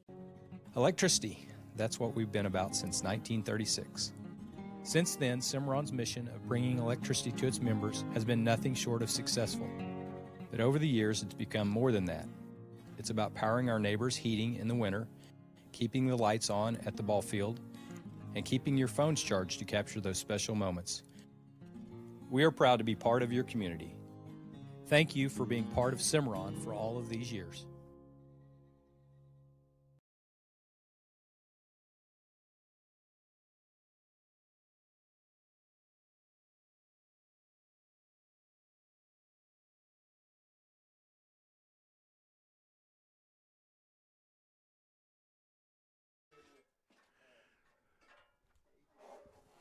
Squirtle Game of the Week post game after a crazy ball game in Covington tonight. 46-42 is the final score as Covington Douglas knocks off Okeene. And despite that, Okeene will be the number 2 seed in the playoffs in this district, and Covington Douglas will be the 4 seed, But I tell you what, Covington Douglas tried. They needed to get another touchdown to get the district points. They couldn't do it, and they gave up a touchdown. There in the final play of the ball game to make the score what it was at 46-44 was the final score. Let's go back and recap the scoring. Back in the first half, seems like a long time ago. Covington Douglas scored in a 17-yard run by Miguel Tarango, took an 8-0 lead. They pushed that lead to 14-0. He went for an onside kick on the ensuing kickoff and took over at the Okeene 44-yard line when that onside kick was successful. Ford Smith scored from 32 yards out, 2-point conversion, no good. 7:31 to play in the first quarter. It's 14-0 Covington Douglas. Okeene with the answer, 4 plays, 63 yards in a minute and a half, and Swartwood scored from 47 yards out. Luke got the 2-point conversion run to make it 14-8. 5:55 to play in the first quarter. Covington Douglas would answer a long drive, 15 plays, 65 yards in 3 minutes and 15 seconds, and Gavin Hooton with the 3-yard touchdown run. 2-point conversion, no good, made it 20-8. Covington Douglas with 2:25 to play in the first quarter. And then Okeene would score right before the end of the first half. Luke Swartwood from 4 yards out capped a 15-play, 64-yard drive in 7 minutes and 28 seconds is how long that drive took. 2-point conversion was no good. That made the score 20-14 Covington Douglas, and that was the score at halftime. Covington Douglas by 6. Okeene took the opening kickoff of the third quarter, marched right down and scored in a hurry. 3 plays and 65 yards, in 56 seconds, covered 65 yards, and it was Luke Swartwood, a 33-yard touchdown run. 2-point conversion, no good. That would have given Okeene their only lead. No good, so we're tied at 20 with 11:03 to play in the third quarter. And then Covington Douglas was knocking on the door. They had the ball inside the 5-yard line down to the 1-yard line, and Okeene with a stop set up the Whippets on their own 1-yard line. Covington Douglas got a safety, which put them up 22-20 with 6 minutes and 40 seconds to play in the third quarter. Covington Douglas gets the free kick, takes over at the Okeene 47-yard line, and 47 yards later, 12 plays and 4 minutes and 3 seconds, it was Ford Smith scoring from 18 yards out. 2-point conversion pass made it 30-20, the 10-point lead for Covington Douglas with 2:29 to play in the third quarter. Okeene got to back within 2, 9:46 to play in the fourth quarter, capped a 14-play, 67-yard drive, and it was Brody Jenkins scoring from 1 yard out. Swartwood with a 2-point conversion made it 30-28, 9:46 to play. Covington Douglas answers with a touchdown, 16 plays, 86 yards in 4 minutes and 9 seconds, and it was Ford Smith to Derek Doherty, a 7-yard touchdown pass. 2-point conversion made it 38-28, 5:33 to play.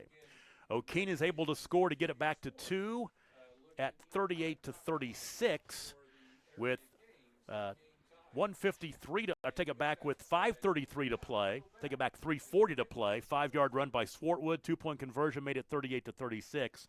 Then Covington Douglas gets the ball back with 3:34 to play. They go 5 plays, 61 yards, and score with 1:08 to play on a 46-yard touchdown run by Ford Smith. He got the 2-point conversion to make it 46-36. Now at this point, Covington Douglas is trying to score again. They want to get to the 15-point tiebreaker they needed to get out of the 4 spot in the playoffs. They did what they could. They were able to get the ball back after Okeene fumbled, but then as they're trying to score on the final play of the ball game, they're lateraling it, going the wrong way, and the ball ends up in the end zone where Okeene scored on the final play of the ball game to make it 46-44. Or 42, excuse me. They get the 2-point conversion, and that's your final score, 46-44, as Covington Douglas gets their 8th win of the season. They finish 3-2 in the district. Okeene falls to 7-3. They're also 3-2 in the district. Sealing is your district champ. Okeene is number 2. Southwest Covenant's number 3. And Covington Douglas is number 4. And don't hold me to that because that could change tomorrow, but that's what it looked like to me. But the playoffs start next week, and all these teams will be going to the playoffs. Let's go back and recap the numbers in this one. This was crazy. Okeene, 45 rushes for 309 yards. Luke Swartwood, 19 carries, 156 yards. He had 4 rushing touchdowns. William Carbs, the fullback, 12 carries for 108 yards. And then Brody Jenkins with 11 carries for 39 yards. 45 for 309 on the ground. Through the air, Brody Jenkins, 5 of 12 for 73 yards. William Carbs, a couple of catches for 33 yards. Roberts with a catch, Swartwood with a catch, and Riley Lucky with a catch as well. 57 offensive plays, 382 total yards for Okeene. They averaged 6.7 yards a play. For Covington Douglas on the ground, 53 carries, 275 yards. And leading the way is Ford Smith at quarterback. He had 28 carries, 201 yards rushing, and he added on 3 rushing touchdowns to that tally as well. Miguel Tarango, 12 carries, had only 18 yards rushing after we gave him credit in a bad way for that 39-yard loss on the final play of the ballgame. Gavin Hooten, 6 carries for 30 yards, and then Camden Thayer had 5 carries for 30 yards. So 53 for 275 on the ground for Covington Douglas. Through the air, Ford Smith, 15 of 24 for 140 yards.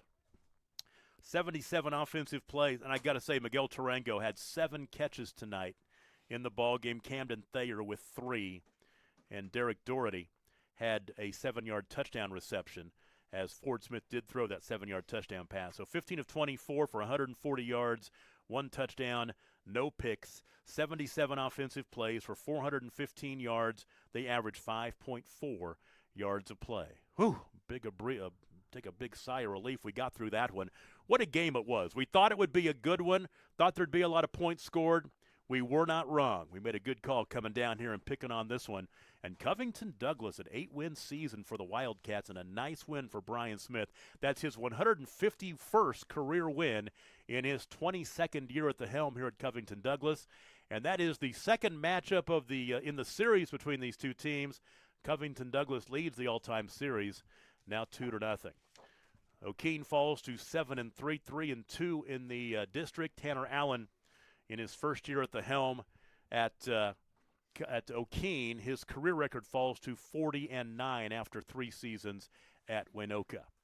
Let's put a wrap on this one. Been a fun night, and the playoffs start next week, and what I will be checking out tomorrow, I got to see how many great matchups we are going to have. But from what it looks like, and there was one game tonight in B4, and that was Wilson over Central, 51-8. So Velma Alma, if they take care of business, they play Alec tomorrow. If they take care of business, they'll be the 1 seed. Wilson, I believe, is locked in as the 2 seed. And then you've got games tomorrow. Cyril and Alec are both at 2-2. And then Waurika is 1-3. There's a chance they have to play at Cyril. If they could knock off Cyril, they might be able to sneak in to one of those spots as well. So still some games to be played in B4 tomorrow. I'd like to thank the crew. The producer engineer tonight is Caden LaFortune. Great to have him back at the helm. Been a long time. Tyler Kerr up on the top of the roof of the press box taking care of the camera work, doing a tremendous job.